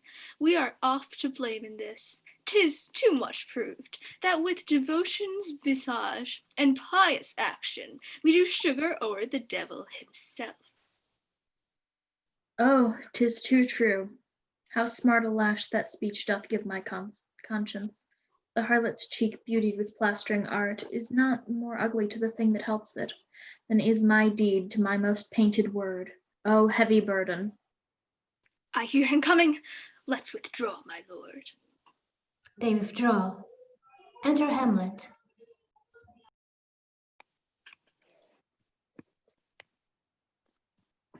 Be or not to be? That is the question. Whether 'tis nobler in the mind to suffer the slings and arrows of outrageous fortune, or to take arms against a sea of troubles, and by opposing, end them?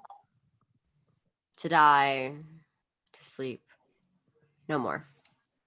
And by sleep to say we end the heartache and the thousand natural shocks that flesh is heir to. 'Tis a consummation devoutly to be wished. To die, to sleep perchance to dream. Aye, there's the rub. For in that sleep of death, what dreams may come when we have shuffled off this mortal coil must give us pause. There's the respect that makes calamity of life so long. For who would bear the whips and scorns of time, the oppressor's wrong, the proud man's contumely, the pangs of despised love, the law's delay, the insolence of office, and the spurns that patient merit of the unworthy takes, when he himself might quietus make with a bare bodkin? Who would fardels bear to grunt and sweat under a weary life, but that the dread of something after death? The undiscovered country from whose bourne no traveler returns puzzles the will and makes us rather bear those ills we have than fly to others that we know not of. This conscience does make cowards of us all. And thus the native hue of resolution is sicklied over with the past pale cast of thought, and enterprises of great pitch and moments. With this regard their currents turn awry, but lose the name of action. Soft you now, the fair Ophelia, nymph in thy horizons, be all my sins remembered. Good my lord, how does your honor for this many a day? I humbly thank you. Well, My lord, I have remembrances of yours that I have longed to redeliver. I pray you now receive them. no, not I. I never gave you aught. My honored lord, you know right well you did, and with them words of so sweet breath composed as made things more rich, their perfume lost. Take these again, for to the noble mind rich gifts wax poor when givers prove unkind. There, my lord. Are you honest? My lord? Are you fair? What means your lordship? That if you be honest and fair, your honesty should admit no discourse to your beauty. Could beauty, my lord, have better commerce than with honesty? Aye, truly, for the power of beauty will sooner transform honesty from what it is to a bawd than the force of honest can translate beauty into his likeliness. This was sometimes a paradox, but now the time gives it proof. I did love you once. Indeed, my lord, you made me believe so. You should not have believed me. For virtue cannot so inoculate our old stock, but we shall relish of it. I loved you not. I was the more deceived. Get thee to a nunnery. Why wouldst thou be a breeder of sinners? I am myself indifferent honest, but yet I could accuse me of such things that it were better my mother had not borne me. I am very proud, revengeful, ambitious, with more offenses at my beck than I have thoughts to put them in, imagination to give them shape, or time to act them in.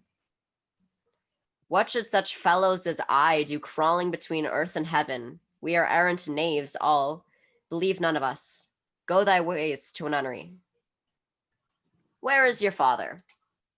At home, my lord. If thou dost marry, I'll give thee this plague for thy dowry. Be thou as chaste as ice, as pure as snow, thou shalt not escape calumny. Get thee to a nunnery. Farewell. Or, if thou wilt needs marry a fool. For wise men know well enough what monsters you make of them.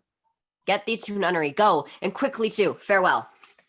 Heavenly powers, restore him! I have heard of your paintings too well enough. God hath given you one face, and you make yourself another.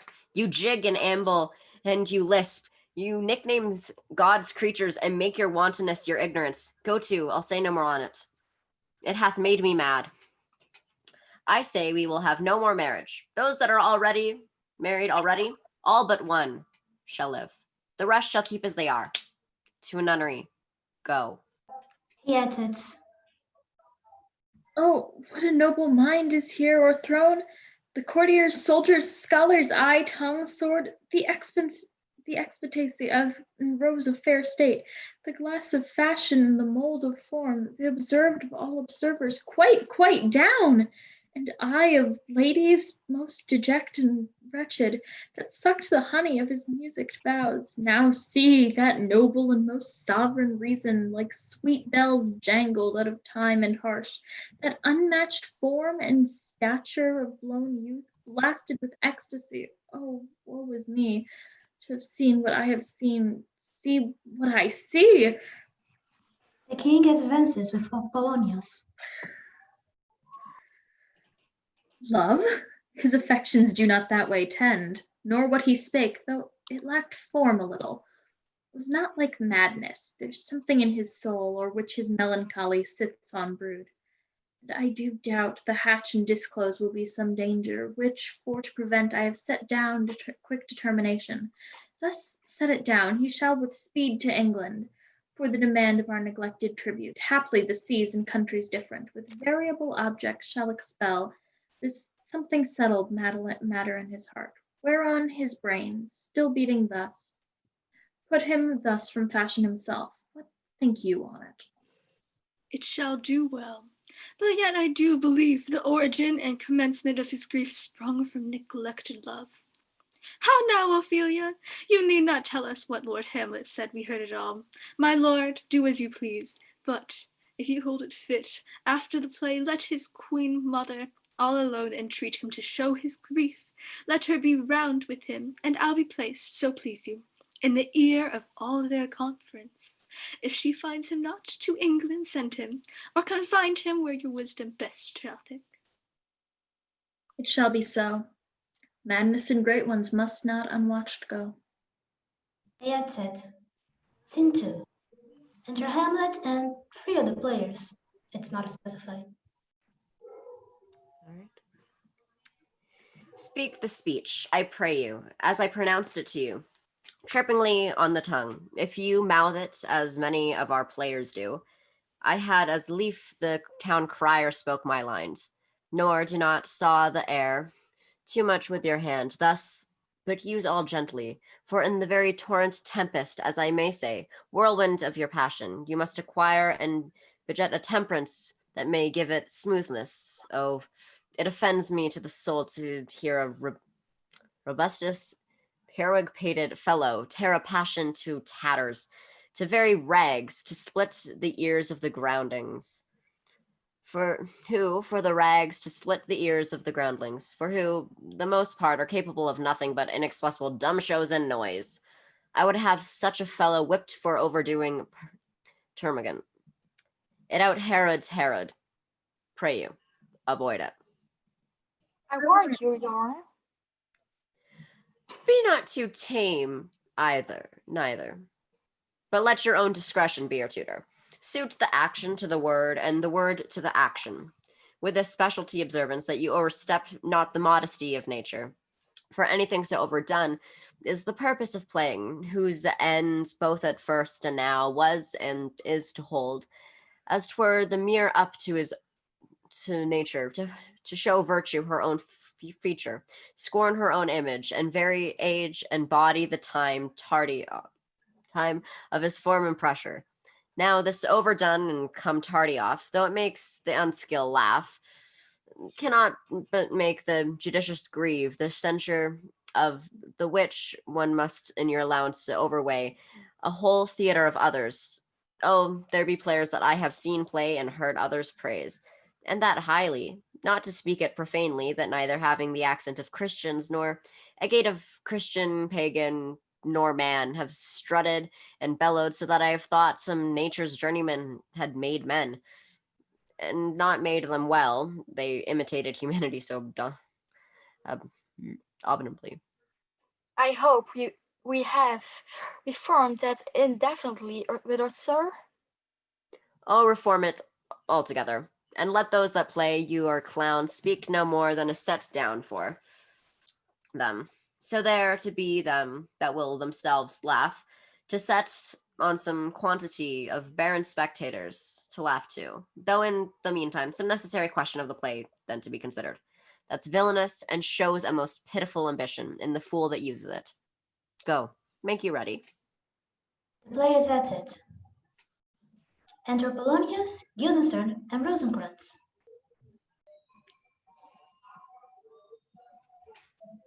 How now, my lord? Will the king hear this piece of work? And the queen too, and that presently. Bid the players make haste. Will you two help hasten them? Polonius at it. Ay, my lord. They at it.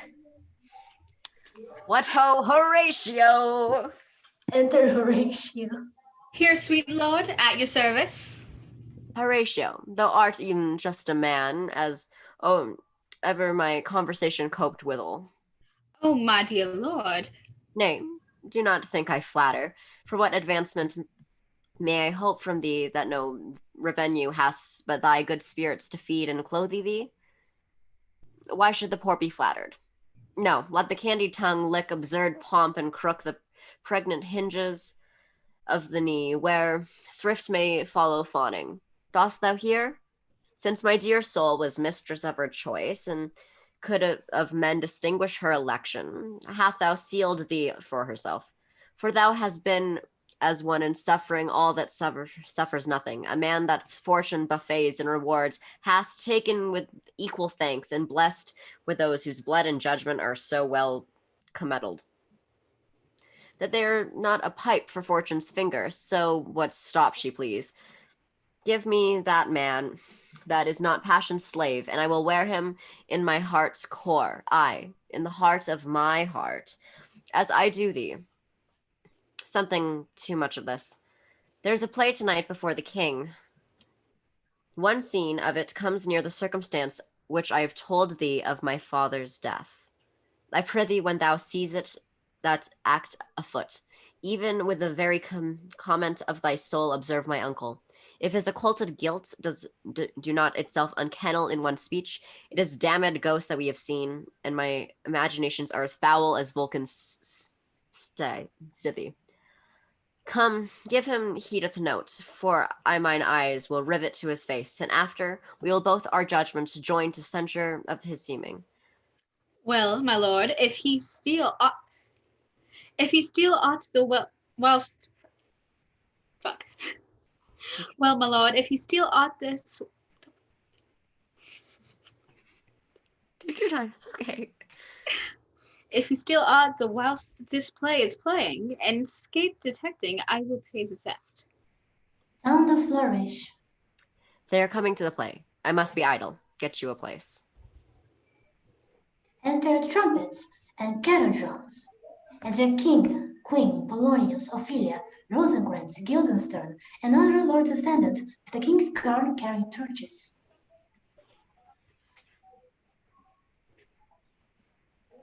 You're muted, Nori. How fares our cousin Hamlet? Excellence. In faith of the chameleon's dish, I eat air. Promise crumbs. You cannot feed Capians, so. I have nothing with this answer, Hamlet. These words are not mine. No, nor mine now. My lord, you played once in the university, you say? That did I, my lord, and was accounted a good actor. What did you enact? I did enact Julius Caesar. I was killed at the Capitol. Brutus killed me. It was a brute part of him to kill so capital a calf there. Be the players ready. Ay, my lord, they stay upon your patience. Come hither, my dear Hamlet, sit by me. No, good mother. Here's metal more attractive. Hamlet takes a place near Ophelia.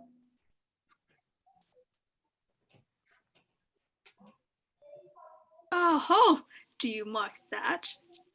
Lady, shall I lie in your lap? No, my lord. I mean my head upon your lap. Aye, my lord. Do you think I meant country matters? I think nothing, my lord. That's a fair thought to lie between maids' legs. What is, my lord? Nothing. You are merry, my lord. Who I? Aye, my lord.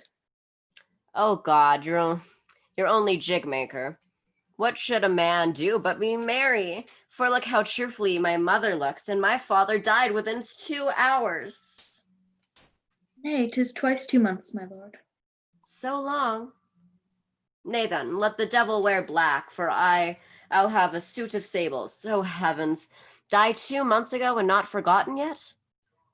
Then there's hope a great man's memory may outlive his life half a year.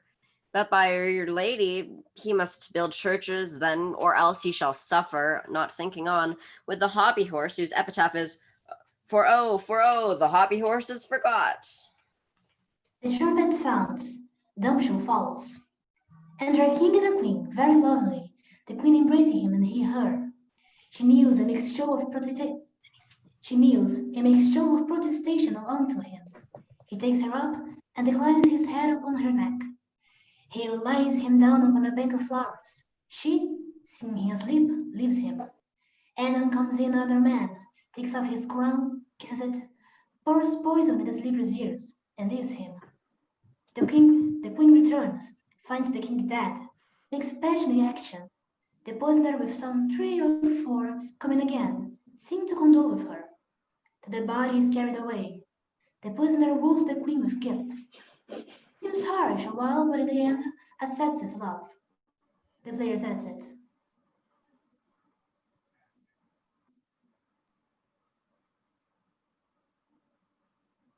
Nori, it's your Oh, line. shoot. Sorry, I was being dead. She fell You're asleep during the wonderful at play. Little You're early, great. but still. What means this, my lord? Mary, this is Maiching Machello. It means mischief. So, like, this show imports the argument of the play. Enter prologue. We shall know by this fellow. The players cannot keep counsel. They'll tell all.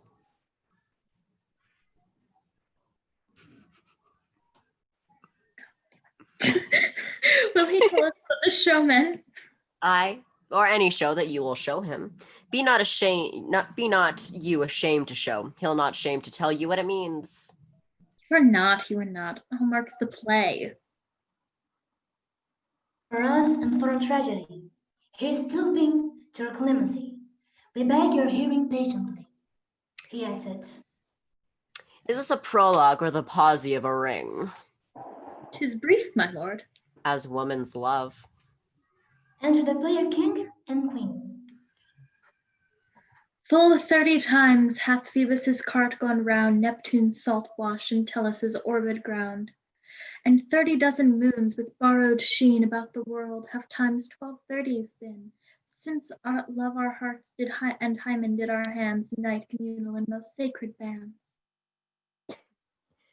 I'm just clarifying the glasses or the costume change. Improv.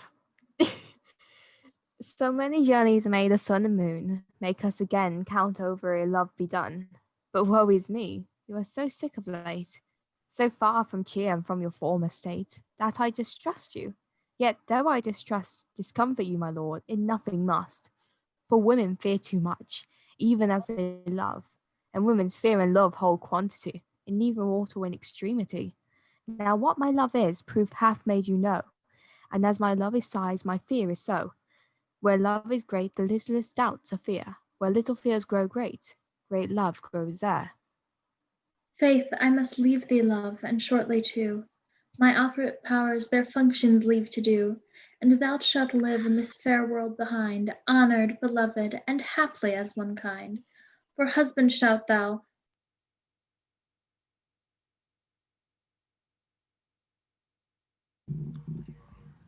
Found the rest. Such love must needs be treason in my breast. In second husband let me be accursed. None wed the second, but who killed the first? That's wormwood. The instances a second marriage move are base respects of thrift, but none of love. A second time I kill my husband dead, when second husband kisses me in bed. I do believe you think now what you speak, but what we do determine off we break. Purpose is but slave to memory, of violent birth but poor validity, which now the fruit unripe sticks on the tree, but fall unshaken when they mellow be. Most necessary 'tis that we forget, to pay ourselves what to ourselves is debt.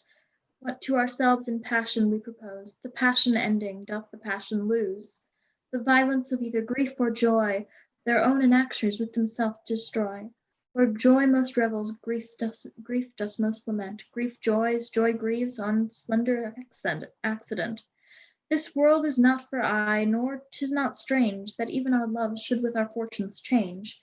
For 'tis a question left us yet to prove, whether love lead to fortune or else fortune love. The great man down, you mark his favorite flies, the poor advanced makes friends of enemies, and hitherto doth love on fortune tend, for not needs shall never lack a friend. And who in want a hollow friend doth try, directly seasons him his enemy. But, orderly to end where I began, our fates and wills do so contrary run, that our devices are still overthrown, our thoughts are ours, their ends none our own. So think thou wilt no second husband wed, but die thy thoughts when thy first lord is dead.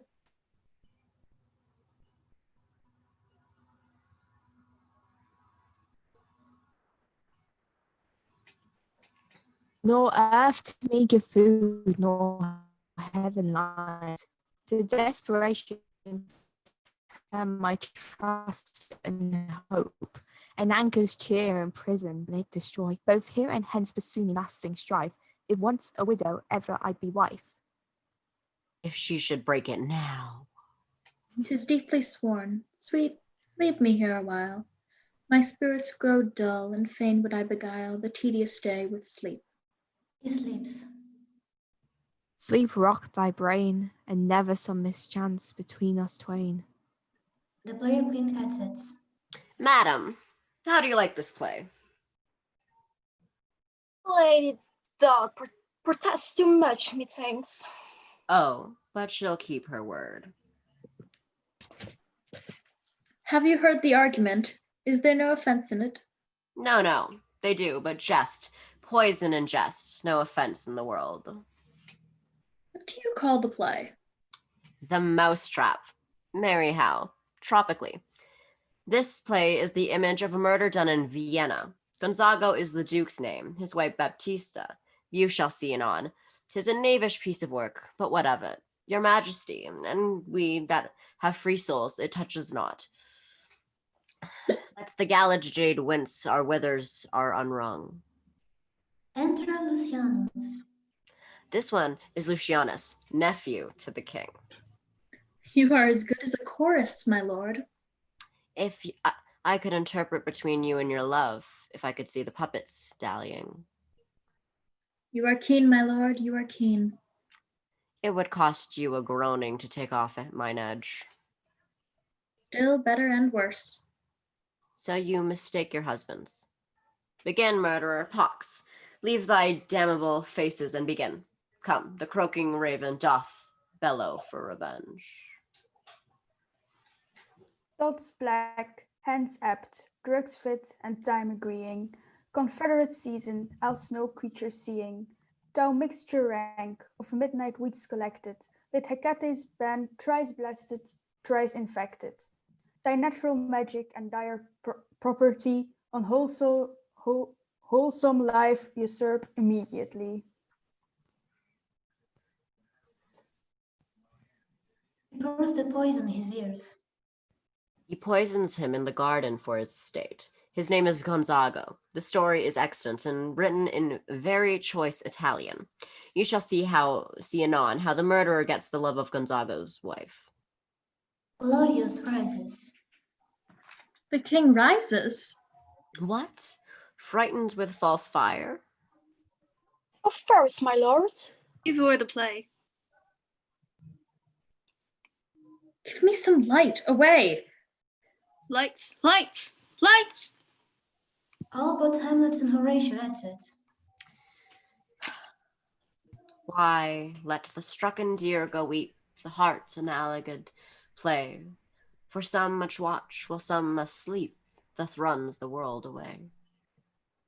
Would not this, sir, and a forest of feathers, if the rest of my fortunes turn Turk with me, with 2 provincial roses on my raised shoes, get me a fellowship in a cry of prayers? Half a share. A whole one, aye. For dost thou know, O Damon dear, this realm dismantled was by Jove himself, and now reigns here a very, very, very Patrick. You might have rhymed. Oh, good Horatio. I'll take the ghost's word for £1,000. Did us perceive? Very well, my lord. Upon the talk of the poisoning. I did very well note him. Aha! Come, some music, come, the records. For if the king not like the comedy, why then, belike he likes it not, Purdy. Come, some music. Enter Rosencrantz and Guildenstern. I'll get it right one day. Good my lord, vouchsafe me a word with you. Sir, a whole history. The king, sir, Aye, what of him? is in his retirement marvellous distempered. With drink, sir? No, my lord, with choler. Your wisdom should show itself more richer to signify to the doctor, for me to put him to his purgation would perhaps plunge him into more choler. Good my lord, put your discourse into some frame, and start not so wildly from my affair. I am tame, sir. Pronounce. The queen, your mother, is most great affliction of spirit, hath sent me to you. You are welcome. Nay, my good lord, this courtesy is not of the right breed. If it shall please you to make me a wholesome answer, I will do your mother's commandment. If not, your pardon and my return shall be the end of my business. Sir, I cannot. What, my lord? Make you a wholesome answer. My wit's diseased, but sir, such answer as I can make, you shall command. Or rather, as you say, my mother. Therefore, no more to the matter. My mother, you say. Then thus she says, your behavior hath struck her with amazement and admiration. Oh, wonderful. Son that so astonish a mother, but there is no sequel at the heels of this mother's admiration. Impart. She desires to speak with you in her closet, ere you go to bed. We shall obey, were she 10 times our mother. Have you any further trade with us?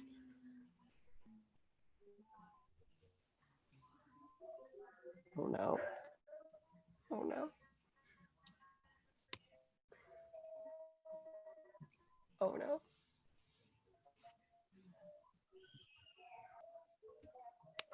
Oh, I am lagging. You're back. Okay, okay.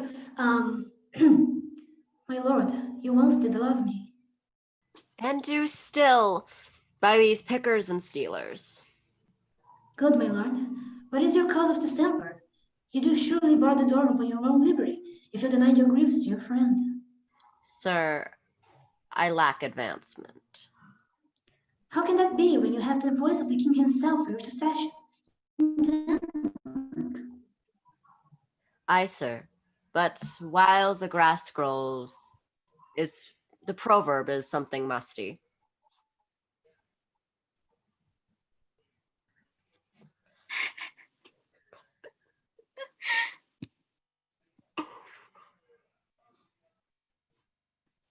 And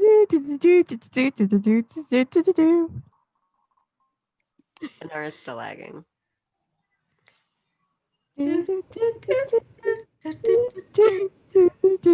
first go ahead. Oh, the recorders. Let me see one. To withdraw with you, why do you go about to recover the wind of me, as you would drive me into a toil? Oh my lord, if my duty be too bold, my love is too unmannerly. I do not understand that. Will you play upon this pipe? My lord, I cannot. I pray you. Believe me, I cannot. I do beseech you. I know no touch of it, my lord. It is as easy as lying. Govern these ventures with your fingers and your thumb. Give it breath with your mouth, and it will discourse most eloquent music. Look you, these are the stops. But these cannot I command to any utterance of harmony. I have not the skill. Why, look you now, how unworthy a thing you make of me. You would play upon me, you seem to know my stops. You would pluck out of the heart of my mystery. You would sound me some of my lowest note to the top of my compass. And there is much music, excellent voice in this little organ, yet cannot you make it speak? Blood, do you think I am easier to be played on than a pipe? Call me what instrument you will, though you can fret me, you cannot play upon me.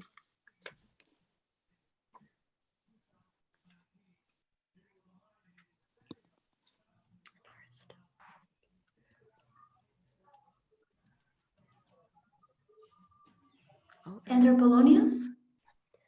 God bless you, sir. My lord, the queen would speak with you and presently. Do you see yonder cloud that's almost in shape of a camel? By the mass, and 'tis like a camel indeed. Methinks it is like a weasel. It is backed like a weasel. Or like a whale. Very like a whale. Then I will come to my mother by and by. They fool me to the top of my bent. I will come by and by. I will say so. By and by is easily said. Leave me, friends. Oh, but Hamlet doesn't. 'Tis now the very witching time of night, when churchyards yawn and hell itself breathes out contagion to this world. Now I could drink hot blood and do such bitter business as the day would quake to look on. Soft now to my mother. O heart, lose not thy nature. Let not ever the soul of Nero enter this firm bosom. Let me be cruel, not unnatural. I will speak daggers to her, but use none. My tongue and soul in this be hypocrites. How in my words somever she be shunt, to give them seals never, my soul consent. Yes, it. And we have finished for this reading. Woo! That's all for tonight. I talked. You did Wait, it. there's too much. Dude, you were so good, Justin. It was so good. That was great. So, It was so much fun. All right, I've got to do the credits and then head out. So I stopped speaking for the rest of it, so it's like now I can finally put my phone on the charger and get on TikTok. yeah. Hey. yay! Constellation Children presents Hamlet by Shakespeare, organized by Sabine, who is not here, and cast drawings by Nori. Cast drawings are honestly amazing. So the ghost is Yay. Pixie. Justin is Hamlet. Yeah, I just realized we already said this at the beginning. Too Oh, bad. We want to see the you drawing. Do it. I wanna see the We've drawing. always done that. We always everywhere. say who's who. Yeah. We say everything multiple times. Yes, we do. Queen Gertrude is Tia, and King Claudius is Nori. Horatio is Shelby. Laertes is played by Blitz. Ophelia is Nori because Mal was having technical difficulties. Ophelia is still Mal in spirit. I didn't do the Yeah, X. I thought I couldn't, but it's still Mal. In spirit. Mal's here in spirit. Yeah. It's me as Polonius. Yeah. And also me as you embodied Bluestone, Mal. and Rosencrantz as Inara. So we have Nori That's how I'm as supposed to Marcellus, dress like? Blitz as Bernardo, and Tia as Voltimand. And then the players. We have the Inara doing the prologue, Nori as the player king, the player queen as Pixie, and Lucianus as Blitz. I think that's all. Oh, nope. Stage directions as Inara, of course. Yay! Yeah. And as always, we thank I John was- Madison. I was so afraid of my phone dying because John. for the past like 2 acts, it's been on 10% and then 5. Oh god. All I was right. just scared of getting kicked out of Zoom. That was my biggest fear shit. out of all of this. What act did we stop on? 2 or 3? I don't remember. It was partway through 3. Okay. The rest of 3 to 5 next week. Next week. Hopefully. Hopefully I can be here. I don't know. Will any of We'll us get be there. here? Maybe. We'll get there. We'll Yeah. get I there wanna somehow. be here, Work but it I out. wanna say truth. All right, that was lovely. Should we say goodbye to the YouTube live? I think we should. I used to. Is there anyone here? Stop being Bye.